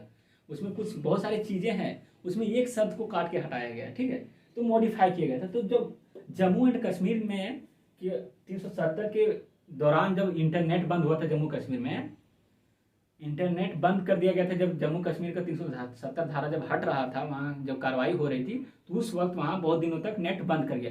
उसी समय गुलाम नबी आजाद केस किया गया कि ये हमारा अपना मत है, हमारा, जैसे कि वहां के इंटरनेट बंद किया तो वहां के जो केस किया गया था, तो वहां बोला कि इंटरनेट हमारा मौलिक अधिकार है। इस आधार पर सुप्रीम कोर्ट में इसने केस कर दिया। तो सुप्रीम कोर्ट ने इसके खिलाफ क्या किया? तो सुप्रीम कोर्ट ने यहाँ इस केस में कहा कि इंटरनेट एक फंडामेंटल राइट है। इस देखिए आज के जमाने में ना, खाना एक टाइम किसी को मत दो, लेकिन उसको इंटरनेट चाहिए, ये चीज है। तो जब इतनी एसेंशियल है तो कोर्ट भी इस चीज को समझती है, तो इसलिए उसको भी लगा कि नहीं, अगर कोर्ट इतना सीरियस अगर इंटरनेट को लेकर के है, तो इसलिए कोर्ट ने कहा कि इंटरनेट एक फंडामेंटल राइट है। और इसी केस में कहा गया कि इंटरनेट एक फंडामेंटल राइट है। तब से इंटरनेट एक, अरे केरला कोर्ट में भी इस चीज को लेकर के एक बार विवाद हुआ था। तो आई होप आपको ये चीजें समझ में आ गई कि ये राज व्यवस्था शब्द क्या है। राज्य व्यवस्था सब संविधान तो हमारा बता देता है कि ये आर्टिकल 17 के तहत अस्पृश्यता का अंत करना दंडनीय, मतलब ठीक है, अगर इसका कोई उल्लंघन करता है तो दंडनीय अपराध है। तो उसी अगर दंडनीय अपराध है तो क्या दंड दिया जाएगा, क्या इसकी योजना होगी, किस प्रकार से दिया जाएगा, कितने दिनों तक दिया जाएगा, ये कौन तय करता है? हमारा राज्य व्यवस्था तय करता है। ये हमारा प्रशासन यानी ब्यूरोक्रेट तय करता है। जब हमारा संसद कानून बना देती है तो जुडिशियल उसका निपटारा करती है ना, प्रशासन उसको जमीनी पर लागू कर दी। इसी चीज को हम लोग यहाँ एक तौर पर राज्य व्यवस्था के तौर पर देखते हैं कि संविधान तो एक दस्तावेज है, उसमें लिखा गया है कि ये सारी चीजें होगी, उस चीज को लागू करना क्या है? राज्य व्यवस्था। अनुप्रयोग एप्लीकेशंस क्या है? किसी भी चीज का एप्लीकेशंस क्या होता है? उसका उपयोग होता है, उपयोग जिसका उपयोग हो वही तो हमारे यहाँ राज्य व्यवस्था कहला रहा है। तो आई होप आपको ये सारी चीजें समझ में आ गई होगी, ठीक है। तो मैं एक बार और फिर से रिवीजन करवा देता हूँ आप लोगों को, ताकि फिर से ये चीजें समझ में आ जाए। देखिए यहाँ संविधान हमने आपको बताया कि सर्वोच्च विधि है, शक्ति का मानचित्र है, जिसके आधार पर शासन चलाया जाता है। ये हो गया हमारा संविधान। अब यहाँ में आगे की राज्य व्यवस्था क्या? राज्य व्यवस्था संविधान का व्यवहारिक रूप है। जो संविधान इतनी मोटी लिखी गई हमारे हिंदुस्तान में, 2 साल 11 महीना 18 दिन में जो संविधान बन के तैयार हुआ, उस संविधान को जमीनी स्तर पर उतारने के लिए और उतारने के बाद जो विषय और मुद्दे सामने आते उस मुद्दे को निपटाने के लिए जो कार्य किया जाता है वो हमारा राज्य व्यवस्था है। आई होप आपको ये चीजें क्लियर हो गया होगा, ठीक है। तो अब हम आते हैं दूसरे मुद्दे पर। ये चीजें आपको यहाँ खत्म होती है। अब हम समझते हैं संस्थाएं, एक अगला टॉपिक है इसी से रिलेटेड। अभी सिलेबस यूपीएससी का चालू नहीं हुआ दोस्तों, ये आप ध्यान रखिएगा। ये यूपीएससी का सिलेबस यहाँ शुरुआत कल से मैं शुरुआत करूंगा, कल या परसों से, ठीक है। ये बेसिक चीजें मैं जो बता रहा हूँ। तो आई होप आपने ये सब चीजें समझ लिया। अब हम समझते हैं दूसरा इसका बेसिक चीजें, संस्थाएं क्या होती है, ठीक है। अब यूपीएससी में ये सब चीजें तो छोटी छोटी चीजें हैं, आपको जानना पड़ेगा। अगर ये सब चीज को नहीं जानिएगा ना तो बहुत दिक्कत होगा दोस्तों, क्योंकि छोटे छोटे शब्दों से ही मिलकर बहुत बड़ा तो ग्राफ बनेगा ना। कोई भी पैराग्राफ कैसे बनेगा? छोटे छोटे शब्द से ही मिलकर बनेगा ना। तो इसीलिए अगर छोटा शब्द आपको पता नहीं रहेगा तो फिर कोई फायदा नहीं होगा, क्योंकि मोटे मोटे बुक पढ़ने से पहले आपको छोटे छोटे शब्दों पे फोकस करना होगा। तो आई होप आपको लोग को समझ में आ रही होगी। तो चलिए हम स्टार्ट करते हैं। थोड़ा पानी पी लेता हूँ यार।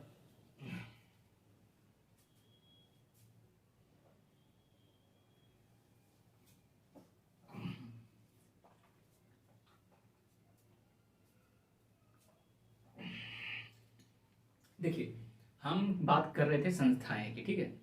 अब संस्थाएं की बात कर रहे हैं तो संस्थाएं क्या होती है क्या नहीं होती है, अब हम डिटेल से इसको जानते हैं। पहला चीज हमने आपको क्या बताया? संविधान और राज्य व्यवस्था, इंडियन पॉलिटी एंड कॉन्स्टिट्यूशन, दोनों में अंतर बता दिया, पहला पॉइंट। अब दूसरा पॉइंट पे आते हैं संस्थाएं कि हमारे आप लोग सुने होंगे संविधि, संविधिनेता, ये सब जो छोटे छोटे सब कार्य संस्थाएं, ये सब चीज पर हम चर्चा करने जा रहे हैं। तो सबसे पहले हम एक छोटा सा चार्ट बनाते हैं, उस चार्ट को आप फॉलो करिए, फिर एक एक करके हम चीजों को समझते हैं, ठीक है।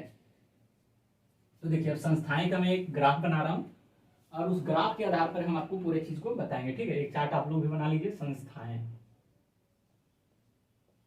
संस्थाएं, ये हो गया आपका संस्थाएं, ठीक है।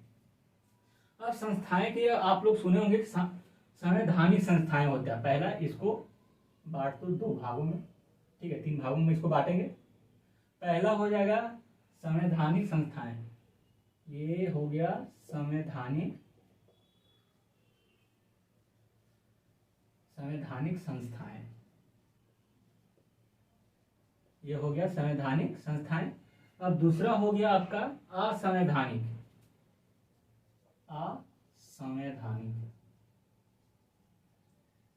ठीक है। और तीसरा हो गया संविधान नेतर, क्या हो गया? संविधान नेतर। ये तीनों वर्ड्स को हम समझेंगे अब, ठीक है। इस तीनों चीज को समझने का प्रयास करेंगे कि संविधान नेता क्या होता है, संवैधानिक क्या होता है, असंवैधानिक क्या होता है, ठीक है। ये ग्राफ आप लोग बना लीजिए ताकि आपको रिवीजन करते वक्त कोई प्रॉब्लम ना हो, ठीक है। अब इसको अगर थोड़ा थोड़ा इंग्लिश भी जानना बहुत जरूरी है। अगर इंग्लिश नहीं जानोगे ना दोस्तों तो बहुत दिक्कत होगा यूपीएससी में। यूपीएससी में कहाँ से ट्रांसलेटर पैदा होते हैं पता नहीं, समझ में नहीं आता है। एक बार तो अधिक, एक बार क्या बहुत बार, मतलब कोई भी ऐसा एग्जाम ना हो कि हिंदी का ट्रांसलेटर इतना खतरनाक होता है। जैसे कि हम आपको बता रहे हैं कि जैसे स्टील प्लांट होता है ना, जैसे हम लोग नाम सुनेंगे स्टील प्लांट, स्टील, अरे स्टील प्लांट, ठीक है, स्टील प्लांट, ये नाम तो आप लोग सुने होंगे। लेकिन यूपीएससी ने इसका अनुवाद क्या किया था, इस्पात का पौधा। अरे भैया, कोई भी स्टूडेंट स्टील प्लांट बोलोगे तो समझ में आ जाएगा कि स्टील प्लांट हाँ कोई चीज होता है, लेकिन इस्पात का पौधा, इसका हिंदी अनुवाद करोगे क्या समझ में आएगा यार। इस्पात के पौधा को समझेगा, चलो साइंस एंड टेक्नोलॉजी का क्वेश्चन आ गया, इस्पात के बारे में कुछ लिख देते हैं। अब इसके मतलब स्टील प्लांट प्लांट होता है, अब इसका अनुवाद इतना इस्पात का पौधा कर देता है। इतने खतरनाक खतरनाक प्लास्टिक सुघट्य जो होता है ना, प्लास्टिक, प्लास्टिक का हम लोग हिंदी क्या बोलते हैं, प्लास्टिक हम लोग आम चीज समझ जाते हैं, ठीक है, लेकिन वो प्लास्टिक का अंग्रेजी हिंदी अनुवाद क्या किया जाता है, सुघट्य। अरे भैया, ऐसा कोई अनुवाद कहाँ से, पता नहीं यूपीएससी में कहाँ कहाँ से ऐसे ट्रांसलेटर पैदा होते हैं यार इस तरह के साथ। इसलिए इंग्लिश वर्ड जानना बहुत जरूरी है। तो हम छोटे छोटे जो शब्दावली आएंगे ना, उसको इंग्लिश बताते बताते आगे बढ़ेंगे, ठीक है। तो संवैधानिक संस्थाएं को क्या बोलते हैं, कॉन्स्टिट्यूशनल बॉडी। इसको इंग्लिश में क्या बोलते हैं, कॉन्स्टिट्यूशनल, कॉन्स्टिट्यूशनल, TION बॉडी। इसलिए इंग्लिश आपको जानना बहुत जरूरी है, ठीक है। अनकॉन्स्टिट्यूशनल, इसको असंवैधानिक है तो अनकॉन्स्टिट्यूशनल बॉडी। ये हो गया। अब ये हो गया संविधान नेतर। ये दो प्रकार के होता है। संविधान नेतर क्या होता है, एक सांविधिक, एक कार्यकारी। इसको दो भागों में बांट दो, इसको बांट दो, सांविधिक और एक दूसरा कार्यकारी। सांविधिक और एक होता है कार्यकारी। ये दो प्रकार का, ठीक है।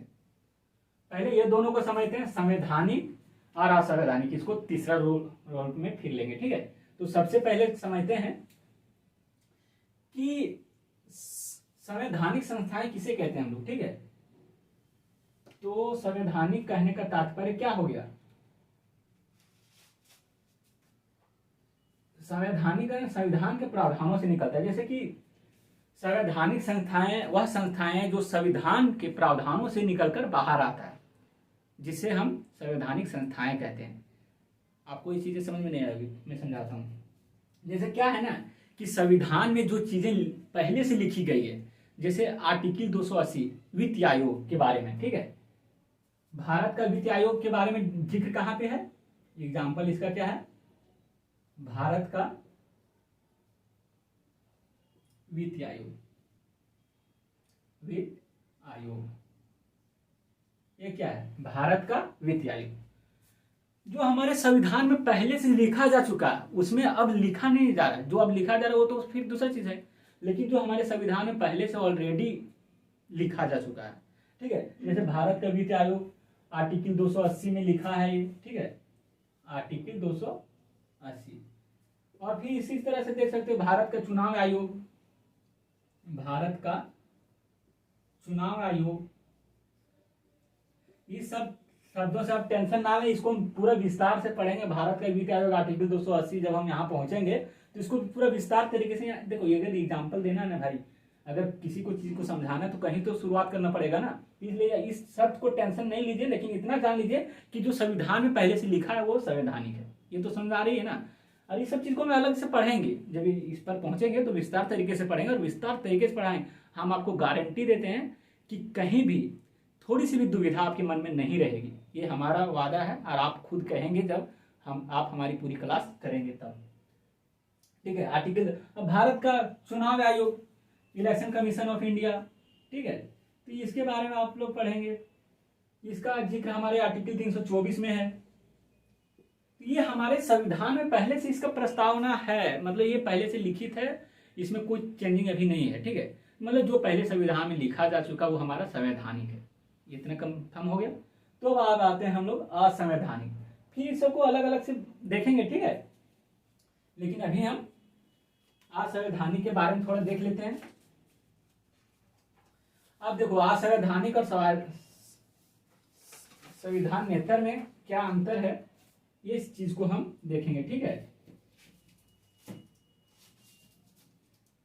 तो देखिए आप यहां जो देख रहे थे संवैधानिक समझ में आ गया कि जो हमारे संविधान में पहले से लिखा जा चुका है वो हमारा संवैधानिक है। फॉर एग्जाम्पल भारत का वित्त आयोग, भारत का चुनाव आयोग, election commission of India, election commission of article 324 में लिखा है। अब समझते हैं कि असंवैधानिक क्या होता है। भाई इसको थोड़ा मिटा लेते हैं ताकि आपको बड़े बड़े अक्षरों में लिख दें ताकि आपको दिक्कत ना हो समझने में। ठीक है, अब समझते हैं कि असंवैधानिक क्या होता है, जो संविधान विरोधी है।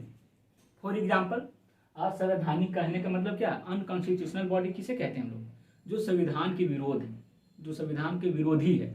फॉर एग्जाम्पल क्या है विरोधी, जो संविधान इसकी अनुमति नहीं देता। जैसे आप लोग सुनने होंगे नक्सलवाद, क्या नक्सलवाद, आतंकवाद संविधान उसको स्वीकारता है, क्या उसको अनुमति देता है कि आप नक्सलवाद के मतलब समर्थक हो, ये हो, आप आतंकवाद को बढ़ावा दो, ये कभी कहता है? नहीं कहता ना। यही है कि संविधान के विरोधी है। असंवैधानिक कहने का मतलब अनकॉन्स्टिट्यूशनल, जो कि हमारा संविधान उसको अनुमति नहीं देता है।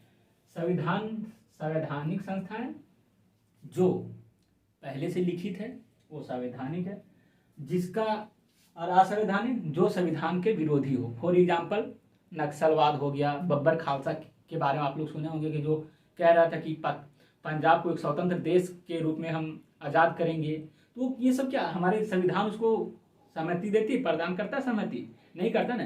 यही बोलता कि असंवैधानिक वो संविधान के विरोधी हैं। इसीलिए असंवैधानिक जो संविधान के विरोधी हो, संविधान के जो विपरीत जाता हो वो असंवैधानिक है। आई होप आपको इसको भी आगे हम बहुत डिटेल में पढ़ेंगे। यहाँ छोटी छोटी आपको इंट्रोड्यूस करवा दे रहे हैं कि शब्द होते क्या है। ठीक है,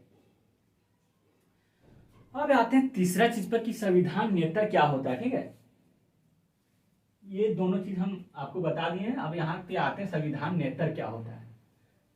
संवैधानिक बता दिए जो संविधान में पहले से लिखित, असंवैधानिक जो संविधान के विरोध है, संविधान के लिखित चीजों को उसका विरोध, उसके खिलाफ आता है। अब आते हैं सांविधिक और कार्यकारी। सबसे पहले एक चीज को हम इसको समझ लेते हैं कि संविधान नेतर क्या होता है। संविधान नेतर कहने का मतलब है जो ना संविधान के खिलाफ हो, मतलब जो उसके भी अगेंस्ट में ना हो, लेकिन संविधान के आदर्शों को पूरा जरूर करता हो। जो संविधान के आदर्श हैं उसको पूरा जरूर करता हो। फॉर एग्जाम्पल जैसे कि संविधान के आदर्शों को ये कैसे पूरा करता है। फॉर एग्जाम्पल नीति आयोग के बारे में आप लोग सुने होंगे कि नीति आयोग भारत द्वारा एक, मतलब क्या बोलते हैं, राष्ट्रपति के शासन के द्वारा ये सब बनाया जाता है। राष्ट्रपति के शासन के द्वारा ये सब कार्य संगठन बनाए जाते हैं। ठीक है, तो संविधान नेतर कहने का मतलब है कि जो संविधान के विरोधी ना हो और संविधान की मतलब उसके विरोध में ना हो, उसके हितैषी ही हो, लेकिन उसके विरोधी ना हो। ये हमारा क्या है, संविधान नेतर। ठीक है, तो ये देखा गया था संविधान विरोधी नहीं है, लेकिन संविधान के आदर्शों को पूरा करता है। ये दो प्रकार के होते हैं, मतलब इसी को हम समझते हैं संविधान विरोधी नहीं, लेकिन संविधान के हितैषी है। फॉर एग्जाम्पल इसके लिए क्या था, नीति आयोग था ना संविधान, इसका एग्जाम्पल नीति आयोग। ये नीति आयोग आपको कोई आर्टिकल में नहीं मिलेगा कि आर्टिकल इतना में ये नीति आयोग का, इसका कोई आर्टिकल नहीं होता। ठीक है, ये संविधान नेतर है, ये जो राष्ट्रपति के सलाह पर बनाया जाता है। राष्ट्रपति मतलब राष्ट्रपति किसके सलाह पर कार्य करते हैं, मंत्रिपरिषद यानी मोदी जी जो मतलब संसद के द्वारा पारित करेंगे, लास्ट में बोलेंगे भाई इस पर ठप्पा लगवा दो, उसके बाद कानून बन जाएगी। उस तरह के नहीं है, लेकिन यहाँ जो राष्ट्रपति के शासन के द्वारा बनाया जाता है, राष्ट्रपति के आदेश पे बनाया जाता है, वो हमारा संविधान नेतर है। ठीक है, तो यहाँ समझते हैं कि सांविधिक संस्थाएं क्या होता है। ठीक है, पहले सांविधिक समझते हैं। यहाँ पे सांविधिक संस्थाएं,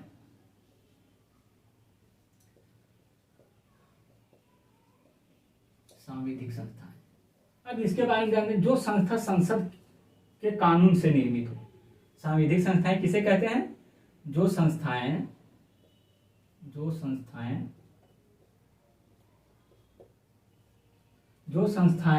संसद के कानून से, संसद के कानून से निर्मित हो, जो संस्थाएं संसद के कानून से निर्मित हो उसे सांविधिक कहते हैं, सांविधिक संस्थाएं कहते हैं। आई होप आपको ये चीजें समझ में आ रही होगी। ठीक है, जो संस्थाएं संसद के कानून से, अब संसद क्या होता है ये सब चीजें आपको पता होगी। अगर नहीं पता है तो इसको हम आगे डिटेल्स में पढ़ेंगे, पूरे विस्तार से पढ़ेंगे। ठीक है, संसद यानी जो कानून बनाता है विधायिका। ठीक है, हम इसको आगे पढ़ेंगे। जो संस्थाएं संसद के कानून से निर्मित हो, फॉर एग्जाम्पल संसद के कानून से क्या क्या निर्मित अभी तक हो चुका है। देखिए इसका एग्जाम्पल है एनएचआरसी, नेशनल होम, इसका एग्जाम्पल क्या है, national human NHRC right commission, NHRC. ये संसद के कानून द्वारा बनाया गया, इसको भी हम पढ़ेंगे आगे। यहाँ हम आपको शब्द को समझा रहे हैं। ठीक है, ये सब चीजें आगे आएंगी, विस्तार से आएंगे और हम आपको विस्तार से पढ़ाएंगे।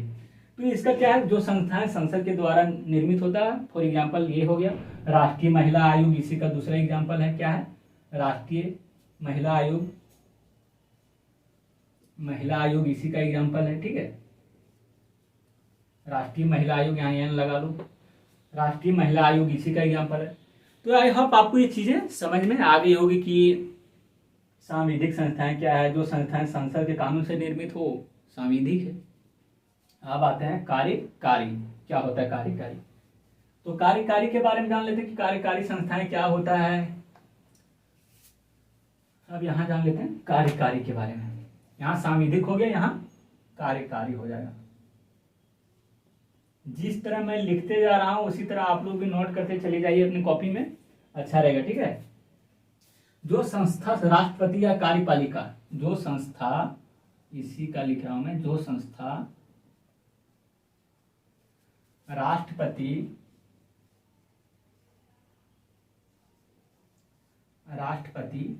या कार्यपालिका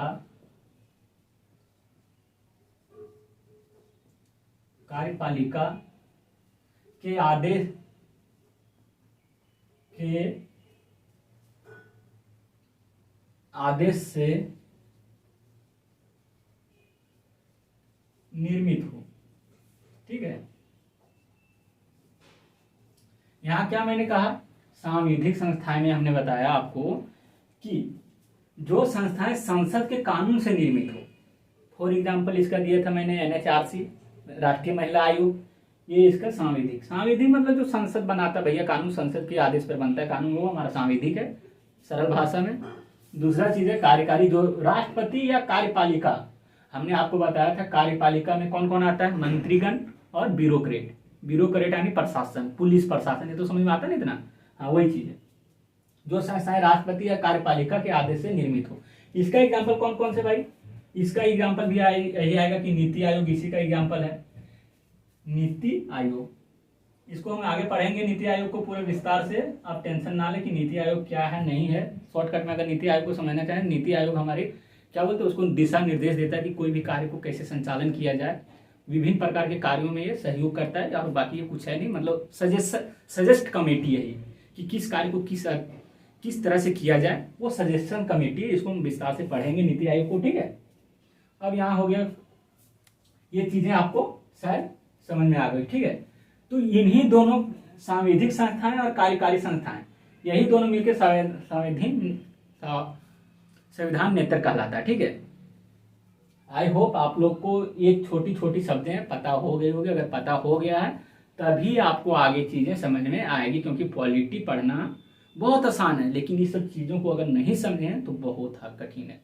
यही सब शब्द आपको आगे इधर उधर करके मिलेंगे। अगर स्पष्टता ना हो ना किसी शब्द को लेकर तो क्या लिखिएगा। अगर कोई पूछ दे कि सांविधिक कार्यकारी के आधार पर राष्ट्रपति की कार्यपालिका से आदेश निर्मित पर टिप्पणी करें, कुछ भी मतलब पूछा जा सकता है इस तरह से। तो अगर आपको कार्यकारी या सांविधिक संस्थाएं पूछ दिया जाएगा तो सबसे पहले आपको ये वर्ड तो पता हो कि ये वर्ड होते क्या है। अगर वर्ड ही पता ना हो तो राष्ट्रपति के बारे में क्या लिखोगे, फिर कार्यपालिका के बारे में। तो आई होप आपको ये सब चीजें समझ में आ गई होगी। तो अब हम आगे की ओर बढ़ते हैं कि कोई भी चीज को पढ़ने से पहले, जैसे कि आप लोग सुने होंगे कि आर्टिकल्स, भाग, अनुच्छेद, अनुसूची, ये सब क्या होता है, ये चीज पर हम अब चर्चा करेंगे। ये संस्थाएं के बारे में हम आपको बता दिए। अब आते हैं थर्ड पॉइंट पर। मैंने पहला चीज आपको बताया कि राज्य व्यवस्था और संविधान में अंतर क्या है, फिर दूसरा हमने संस्थाएं के बारे में बात की। अब तीसरा पॉइंट जो बात करने जा रहे हैं वो है कि भाग क्या होता है, आर्टिकल्स क्या होता है, अनुच्छेद क्या होते हैं, अध्याय क्या होते हैं, ये सब छोटी छोटी चीज को भी आज जान लेंगे। और कल भी इस चीज को अगर थोड़ा सा कंसेप्ट बाकी हो जाता है तो हम थोड़ा कल भी इस चीज को देखेंगे, ठीक है। जैसे क्या होता है कि बहुत सारे लोग ऐसे जानते हैं कि आपको पूछेगा कि मौलिक अधिकार किस भाग में पाया जाता है, अगर कोई बोलेगा आपको, ठीक है। जैसे कि कोई भी स्टूडेंट से आप पूछेगा कि मौलिक अधिकार क्या होता है, फंडामेंटल राइट क्या होता है, मौलिक अधिकार किस भाग में पाए जाते हैं, ये सब पूछोगे ना, अगर किसी स्टूडेंट से पूछोगे तो बोलेगा कि बोल देगा कि भाग 3 में पाया जाता है। अगर किसी स्टूडेंट से आप पूछेगा कि मौलिक अधिकार किस भाग में पाया जाता है तो वो बोलेगा भाग 3 में पाया जाता है, क्योंकि किताब में पढ़ा होगा। लेकिन उससे ये पूछ दो कि भाग क्या होता है तो भाग खड़ा होगा, है ना। तो बहुत सी छोटी छोटी चीजें जो होती है ना, लोगों को पता नहीं होता कि भाग क्या होता है, अध्याय क्या होते हैं उसके अंदर, आर्टिकल्स क्या होता है, ये सब चीजों को हम एक एक करके छोटी छोटी चीजों को अच्छे तरह से एक्सप्लेन करेंगे, और ताकि आपको ये चीजें समझ में आ जाए, ठीक है। तो सबसे पहले हम शुरुआत करते हैं ना कि छोटे छोटे भाग, अध्याय, ये सारी चीजें क्या होता है। इसी तरह ग्रामीण अनुसूची का संबंध किससे, अगर किसी से पूछो कि ग्रामीण अनुसूची का संबंध किससे है, जैसे पहले पूछा कि मौलिक अधिकार किस भाग से संबंधित है, बोलते हैं भाग 3 में। इसी तरह और दूसरा क्वेश्चन की अनुसूची, ग्रामीण अनुसूची का संबंध किससे है, तो बता देगा कि भाई ग्रामीण अनुसूची का संबंध किससे, पंचायती राज से, बता देगा किससे, बता देगा पंचायती राज से। अगर लेकिन पूछ दोगे कि अनुसूची क्या होता है तो बोलेगा सॉरी भैया अनुसूची क्या होता है, इसको क्या एक्सप्लेन करना। मतलब बहुत सारे लोगों को आता है, बहुत सारे लोगों को छोटी छोटी चीजें नहीं आता है। जिसको नहीं आता है उसके लिए कि पहले छोटी छोटी चीजों को ही जाने। तो सबसे पहले हम यहाँ जानते हैं कि संविधान की व्याख्या कैसे करेंगे हम लोग, ठीक है। संविधान का निर्वचन, यहाँ एक तीसरा पॉइंट आ जाता है संविधान का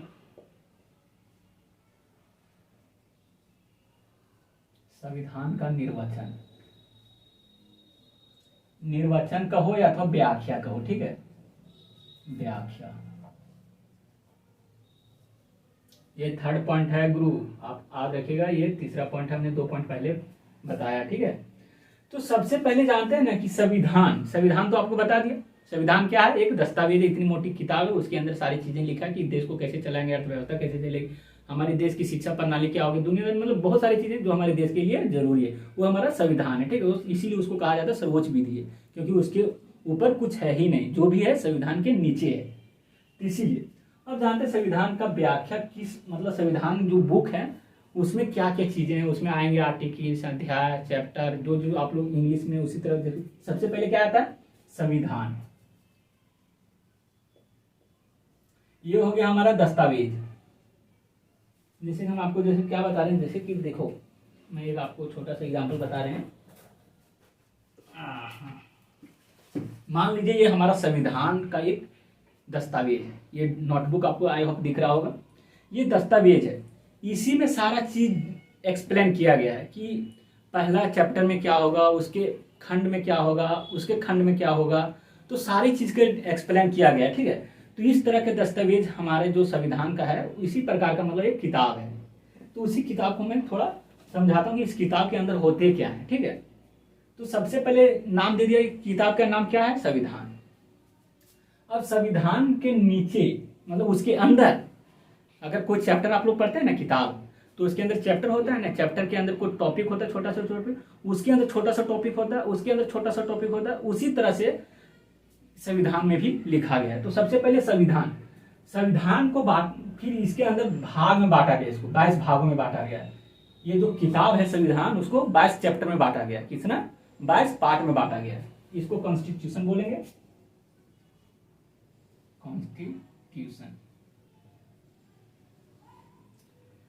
ये हो गया भाग यानी पार्ट। इस किताब के अंदर 22 पार्ट हैं, इसको क्या बोलते हैं हम लोग, भाग। यही बोले थे ना कि भाग क्या होता है, संविधान को जिस 22 भागों में बांटा गया है ना, उसी को हम लोग भाग बोलते हैं। मतलब संविधान को जो 22 तरह से मतलब 22 पार्ट में उसको डिवाइड किया गया है कि इस पार्ट में ये होगा, उस पार्ट में ये होगा, तो उसी कलेक्शन को, उस संग्रह को हम लोग क्या कहते हैं, भाग कहते हैं। संविधान के विभिन्न प्रकार के छोटे छोटे चैप्टरों को मिला करके जो भाग बने ना, उसको वो हम लोग भाग के यहाँ पार्ट के रूप में देखेंगे, यानी भाग हो गया।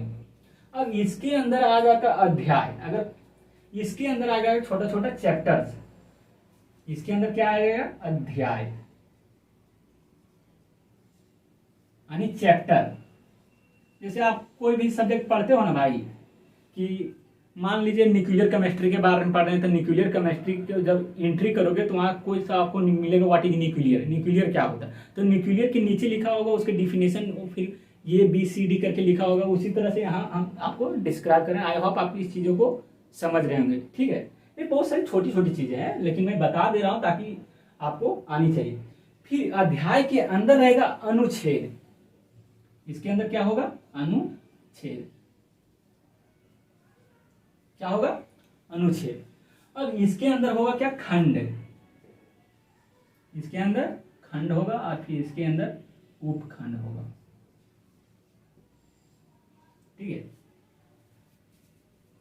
ये हो गया हमारा संविधान का निर्वचन यानी व्याख्या। संविधान मतलब ये किताब के अंदर क्या है, संविधान एक पूरा मोटा बुक है, उसके अंदर 22 भाग में उसको बांटा गया, इसको अध्याय में बांटा गया, अध्याय को फिर अनुच्छेदों में बांटा गया, अनुच्छेद को फिर खंड में, खंड को उपखंड में, ठीक है। मतलब जिसके अंतर्गत जो जितना हो उसको उस तरह से डिवाइड किया गया है। तो मान लो ये बुक है, बुक के अंदर जो चैप्टर दिए गए उसी चैप्टर का पूरा डिटेल इसमें है कि संविधान हो गई किताब, उसके अंदर भाग, उसके अंदर अध्याय, उसके अंदर अनुच्छेद, उसी के अनुच्छेद के अंदर खंड और खंड के अंदर उपखंड होते हैं, ठीक है। जैसे कि हम आपको एक छोटी सी चीज बताते हैं ना, कि मान लीजिए अगर कोई आर्टिकल्स लिखा है, मान लो आर्टिकल 19, आर्टिकल एग्जाम्पल हम आपको दे रहे हैं इसी का एग्जाम्पल, आर्टिकल 19, आर्टिकल 19, ठीक है। ये आर्टिकल 19 हो गया हमारा।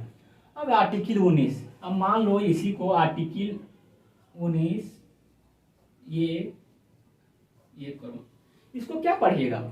पढ़ के देखिए, आर्टिकल 19 ये 1 पढ़िएगा, क्या पढ़िएगा इसको? इसी का खेल है ये भैया, इसी का।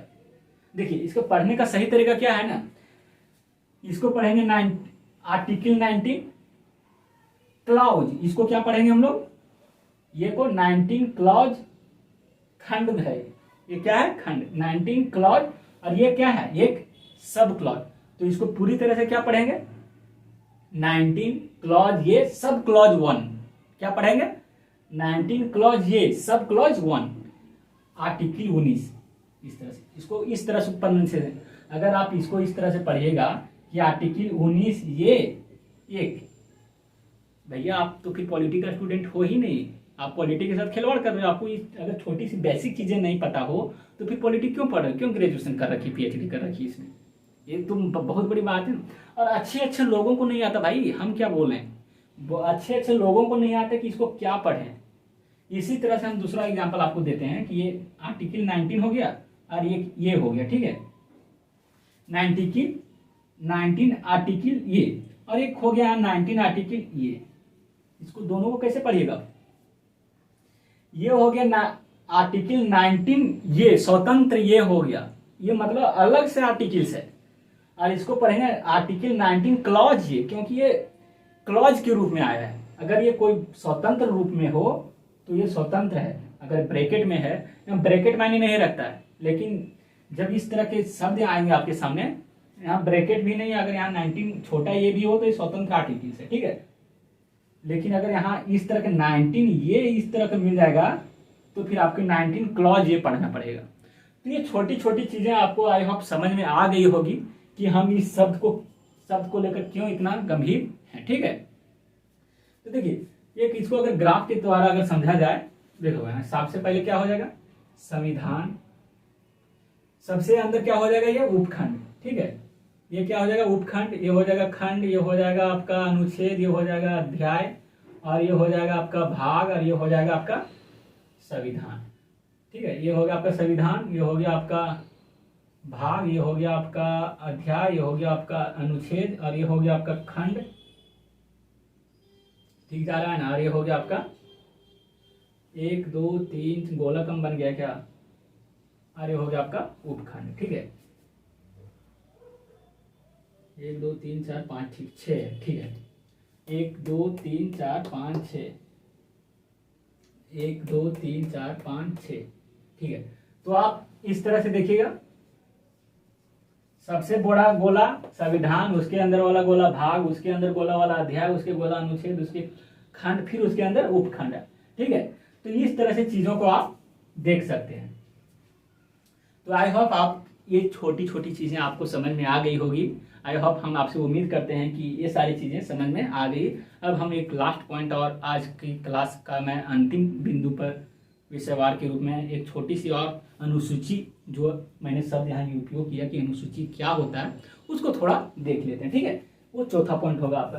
तो आई होप आपको ये संविधान का निर्वचन यानी व्याख्या समझ में आ गया होगा। अब हम एक छोटा सा और शब्द है अनुसूची, शेड्यूल। व्हाट इज शेड्यूल, क्या होता है, इसको जान लेते हैं, क्योंकि पॉलिटी इसी के बेस पर हम आगे पढ़ेंगे। अगर ये छोटी छोटी चीजें आपको नहीं समझ में आई ना भाई, तो आगे फिर क्लास नहीं समझ में आएगी ना। तो इसीलिए बेसिक भी सिलेबस का ही भाग है। ऐसा मत समझो कि सिलेबस नहीं है, ये सिलेबस का ही भाग है। लेकिन बड़े क्या होता है ना, कोचिंगों में छोटी छोटी चीजों को नहीं पढ़ाया जाता। आप उसको इतना पता होता है कि जब ये आईएएस की तैयारी करने आया है तो उसको छोटी छोटी चीजें पता होगा, इतना मान के चलता हो। अगर ये छोटी छोटी चीजें पढ़ाने लगे तो उसको बोरिंग लगता है। इसलिए हाँ, पूछोगे तो बताएंगे, टीचर मना नहीं करते कभी, लेकिन कोचिंगों में ये सब इतने डिटेल से जिस तरह मैं आपको बता रहा हूँ इस तरह से नहीं पढ़ाया जाता भाई। इसलिए आप लोग को हम इसलिए बता रहे हैं ताकि आप लोग सिलेबस को अच्छे से समझे और जो मैं पढ़ाऊंगा पॉलिटी उसको बहुत अच्छे से आप लोग समझिए। ठीक है, तो आई होप आप लोग ये समझ गए होंगे कि क्या होता है। अब लास्ट पॉइंट हम लोग देखते हैं कि ये अनुसूची क्या होता है। ठीक है, अब अनुसूची के बारे में हम लोग जान लेते हैं कि अनुसूची क्या होता है, नहीं होता है, इसके बारे में भी जानना बहुत जरूरी है। तो ये चौथा पॉइंट हो गया आपके लिए अनुसूची।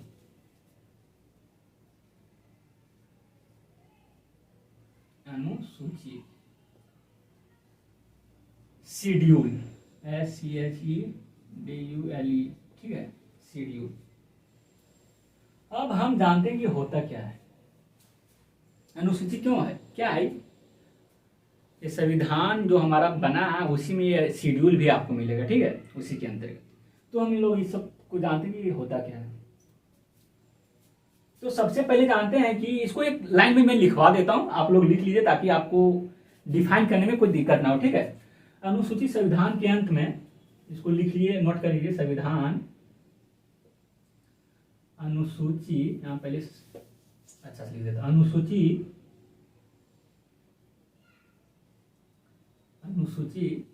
संविधान के अंत में, संविधान के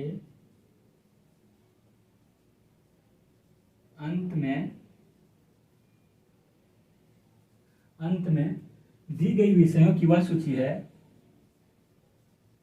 दी गई विषयों की वह सूची है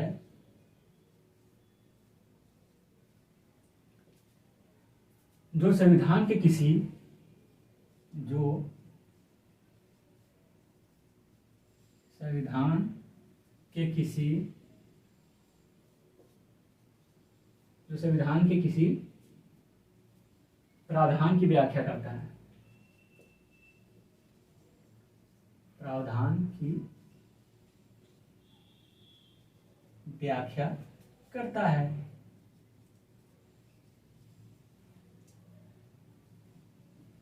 ये चीजें आपको समझ में आई या नहीं, मैं तो समझाऊंगा, ऐसा है नहीं कि नहीं समझाऊंगा। देखिए, सबसे पहले आप लोग इस चीज को समझ लीजिए कि जो मैंने शेड्यूल के बारे में बताया कि शेड्यूल क्या होता है, व्हाट इज शेड्यूल। तो देखिए, शेड्यूल बहुत आसान है, अगर जान जाओगे तो आसान है, नहीं जानोगे तो बहुत हार्ड है। कोई भी चीज को अगर जानते हो तो आसान है, नहीं जानते हो तो पहाड़ है। ठीक है, सिंपल फंडा। अनुसूची संविधान के अंत में दी गई विषयों की वह सूची है जो संविधान की किसी प्रावधान की व्याख्या करता है। एग्जाम्पल से समझते हैं, एग्जाम्पल से चीजें स्पष्ट होती है। अगर एग्जाम्पल देकर समझाया जाए तो कोई भी चीजें आसान हो जाती। ठीक है, तो समझिए आर्टिकल 1 में क्या लिखा है, एग्जाम्पल इसका देखते हैं हम लोग कि यह सूची कौन सी है, कि विषयों की सूची कौन सी है। तो इसका एग्जाम्पल क्या होगा, एग्जाम्पल देखते हैं हम लोग। अनुच्छेद 1 आर्टिकल 1, अनुच्छेद 1, ठीक है, इस चीज को देखते हैं। अनुच्छेद 1 में क्या लिखा है, आप लोग भी देखे होंगे। ठीक है, इंडिया अर्थात भारत राज्यों का समूह होगा। इसमें क्या लिखा है, इंडिया अर्थात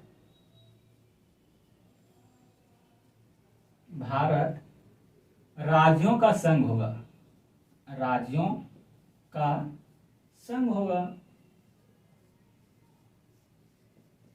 संघ होगा। ठीक है, अब इसको फिर से समझते हैं हम।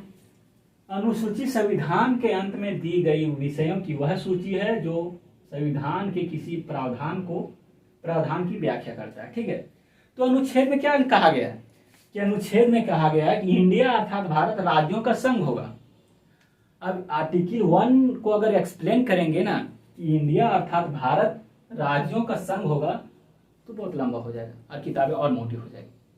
तो इसलिए इसको शॉर्टकट करने के लिए इसमें सिंपल वर्ड का यूज किया गया कि इंडिया अर्थात भारत राज्यों का संघ होगा। तो इसका मतलब, कहने का मतलब है कि अगर आपको जानना है कि इंडिया अर्थात भारत राज्यों का संघ होगा, इसमें कौन से राज्य होंगे, कितने राज्य होंगे, कितने केंद्र शासित प्रदेश होंगे, अगर इस चीज को जानना है तो आपको अनुसूची 1 में जाना पड़ेगा। कहां पे जाना पड़ेगा? अनुसूची 1 में। इसको अगर पूरे डिटेल्स में जानना है तो आपको कि भारत में कितने राज्य हैं, कितने केंद्र शासित प्रदेश हैं, अगर उस चीज को डिटेल्स में जानने हैं कि उसके भौगोलिक क्षेत्र क्या है, कितने हैं, कि झारखंड का भौगोलिक क्षेत्र कितना है, दिल्ली का भौगोलिक क्षेत्र कितना है, और इस कौन कौन से राज्य हैं, अगर इसको विस्तार रूप से देखना है अनुसूची 1 में जाइएगा। कहाँ जाइएगा? अनुसूची 1 में, अनुसूची 1 में। ठीक है, अगर इसको विस्तार से जानना है तो अनुसूची 1 में जाइए और पढ़िए उस चीज को। वहां पर आपको मिलेगा इंडिया अर्थात भारत राज्यों का संघ होगा, इसका विस्तार मिलेगा कि भारत के कौन कौन से राज्य हैं, कौन कौन से केंद्र शासित प्रदेश, किसका विस्तार कितना है, किसका भौगोलिक क्षेत्र कहां तक है, वो सारा डिटेल्स आपको अनुसूची 1 में मिलेगा। यही है कि अनुसूची क्या होता है। देखिए भाई कि इसका विस्तार 1 में आपको मिलेगा। आई होप आपको ये चीजें क्लियर हो रही होगी कि आर्टिकल 1 में इतना ही क्यों लिखा है, इंडिया अर्थात भारत राज्यों का संघ होगा। इसलिए लिखा है क्योंकि अगर वहीं पे सारा विस्तार कर देता तो हमारा जो संविधान की जो बुक है वो बहुत लंबी चौड़ी हो जाती। इसलिए कहा गया कि अनुसूची 1 में आप जाइए, इसको विस्तार से गूगल करिए और आप पढ़िए कि इसमें कौन कौन से स्टेट आते हैं, कौन कौन से टेरिटरी आते हैं, इसकी भौगोलिक सीमाएं क्या है, भौगोलिक क्षेत्र क्या है, इसकी जनसंख्या क्या है, दुनियादारी हजार प्रकार की चीजें जो भी आपको मतलब माइंड में क्वेरी आ रही है उस चीज को आप वहां देख सकते हैं। आई होप आपको ये चीजें भी समझ में आ गई। दूसरा एग्जाम्पल की और देखते हैं ना, ये हो गया इंडिया। अब मान लो कि ये हो गया वेतन संबंधी। अगर आपको जानना है कि वेतन, प्रधानमंत्री का वेतन कितना है, ब्यूरोक्रेट का वेतन कितना, हमारे टीचरों का वेतन, मतलब वेतन से संबंधित रिलेटेड हिंदुस्तान में जितने प्रकार के वेतन होते हैं वो अनुसूची 2 में मिलेगा। इसलिए अनुसूची 2 में अगर आपको जानना कि हिंदुस्तान में सबकी वेतन क्या है, क्या उसकी राशियां है और उसको उसकी किस आधार पर वेतन दिया जाता है, वो सारे जितना आपकी क्वेरी आपके मन में आता है वो अनुसूची 2 में मिलेगा। कहां पे मिलेगा आपको? शेड्यूल 2 में, अनुसूची 2, अनुसूची 2 में मिलेगा। तो इसी तरह से अगर आप भी जानेंगे शपथ, अगर कि मान लो कि विधायक, राष्ट्रपति शपथ कैसे लेते हैं, प्रधानमंत्री शपथ कैसे लेते हैं, अगर उन चीजों को जानना है तो आप अनुसूची 3 में जाइएगा। वहां आपको सारी चीजें, यहाँ एक और मैं वर्ड लिख देता हूं, शपथ, शपथ। ठीक है, यहां है कि अनुसूची 3। अगर ये सारी चीजों को आपको जानना है ना तो आप अनुसूची 3 को पढ़िए और वहां पे जाइए, वेबसाइट खोलिए, गूगल, यूट्यूब पर जहां भी आपको जो सर्च करना है कर लीजिए और वहां पे देखिए कि भारत का प्रधानमंत्री, राष्ट्रपति और बहुत सारे जिसको आपको लगता है कि ये शपथ कैसे लेते हैं, किन प्रावधानों से लेते हैं, क्या इसकी योग्यताएं होती है, सभी चीजें आपको वहां पे मिल जाएंगी। तो आई होप आपको ये जो अनुसूचित शब्द है ना ये आपको समझ में आ गई होगी। अगर नहीं समझ में आई तो आप कमेंट करें, हम फिर से आपको ये फिर से बताएंगे और अगली वीडियो में अच्छे तरीके से। अगर आपको लगा होगा कि कहीं कंफ्यूजन है तो आप हमें कमेंट करें, हम आपको उसका रिप्लाई जरूर देंगे। ठीक है, तो आई होप आपको ये सारी चीजें अच्छी तरह से क्लियर हो गया होगा कि ये शेड्यूल क्या चीज है। तो आज हमने आपको क्या क्या बताया, फिर से मैं आपको रिवीजन करवा देता हूँ, उसके बाद फिर आज का क्लास यहीं करता हूँ। क्योंकि पढ़ने का भी कोई होती है ना टाइम टेबल की इतना ही पढ़ना है, ज्यादा पढ़ने से भी बोन्स कर जाते हैं ना। तो इसीलिए आज का क्लास हम यहीं समाप्त करना चाहूंगा, लेकिन मैं एक बार रिवीजन करवा देता हूं कि मैंने आज क्या क्या आपको बताया, कौन कौन से शब्द बताए। तो सबसे पहले आज हम आए उसी वक्त क्लास स्टार्ट किए हैं कि संविधान और राज्य व्यवस्था क्या है।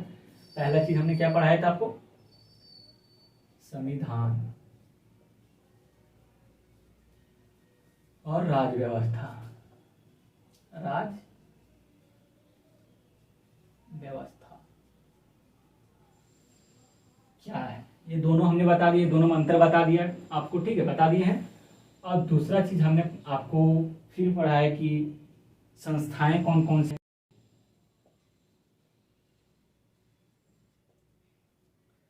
और फिर तीसरा चीज हमने आपको पढ़ा है कि निर्वचन क्या होता है। ये निर्वचन नामक चीज, संविधान का निर्वचन जो था, निर्वचन संविधान, ये चीज हो गया था भारत का संविधान निर्वचन। और चौथा जो था वो था हमारा अनुसूची, अनुसूची। ये 4 पॉइंटों पर आज हमने आपको पूरा डिटेल से बताया। आप इस पर अच्छे खासे 250-300 शब्द हर टॉपिक पे लिख सकते हैं, हमने इस तरह से आपको बताया है। और आप आज का प्रश्न नोट कर लीजिए, ताकि आप लिखना चाहे, आंसर राइटिंग प्रैक्टिस करना चाहे तो पहले ही दिन से क्यों ना स्टार्ट करें। अगर चीजें समझ में आ गई तो इंतजार कल का क्यों करें, आज से ही कॉपी कलम उठाइए और आंसर राइटिंग लिखिए और भेजिए हमारे पास। हम उन कॉपी को चेक करेंगे और फिर आपको सजेस्ट करेंगे कहाँ गलतियां हैं, कहाँ गलतियां नहीं है। तो आज का प्रश्न आप नोट कीजिए, बहुत आसान है। संविधान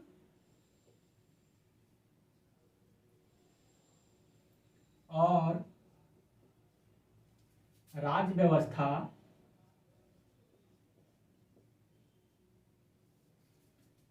में अंतर को स्पष्ट करते हुए, अंतर को स्पष्ट करते हुए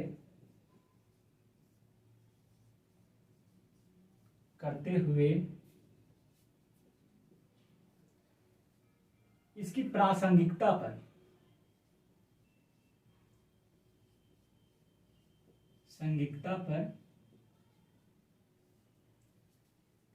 चर्चा कीजिए।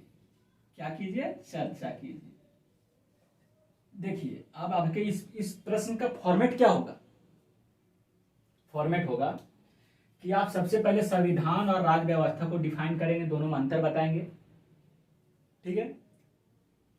और उसके बाद इसकी प्रासंगिकता, प्रासंगिकता यानी निहितार्थ, क्या यार जो हमारा संविधान और राज्य व्यवस्था है, क्या वो ऐसा ठीक है जैसे जब ये 1947 में जब हमारा हिंदुस्तान आजाद हुआ था, जब हमारा संविधान बना 26 जनवरी 1949 को बना, वो संविधान बना और आज का संविधान में जो इतना मॉडिफाई हो गया है, क्या वो प्रासंगिक नजर आ रहा है कि क्या सही है क्या गलत है। अपनी राय का भी यहाँ संक्षिप्त वर्णन दें। इसका मतलब है कि आपको ये ज़्यादा नहीं 250 शब्दों में लिखना है, ठीक है। 250 शब्द में इसको आपको लिखना है। ये 15 नंबर का होगा, ठीक है। हम आपको मार्किंग भी करेंगे कि आप कहाँ तक जा रहे हैं। 15 नंबर का एग्जाम है ये। आप 10 मिनट आपको टाइम दिया जा रहा है। ऐसे 8 मिनट टाइम मिलता है, 9 मिनट, ठीक है। 10 मिनट का टाइम है। 10 मिनट में आप लोग लिख के देखिएगा कि इस क्वेश्चन को हम 10 मिनट में लिख पा रहे हैं या नहीं। तो आई होप आपको ये सारी चीज़ें समझ में आ गई होगी और मैं उम्मीद करता हूँ कि आपको ये लेक्चर अच्छी लगी होगी। और कमेंट करके बता सकते हैं कि आपको लेक्चर कैसी लगी, नहीं लगी। तो आज हम क्लास यहीं समाप्त करना चाहेंगे। धन्यवाद। जय हिंद, जय भारत।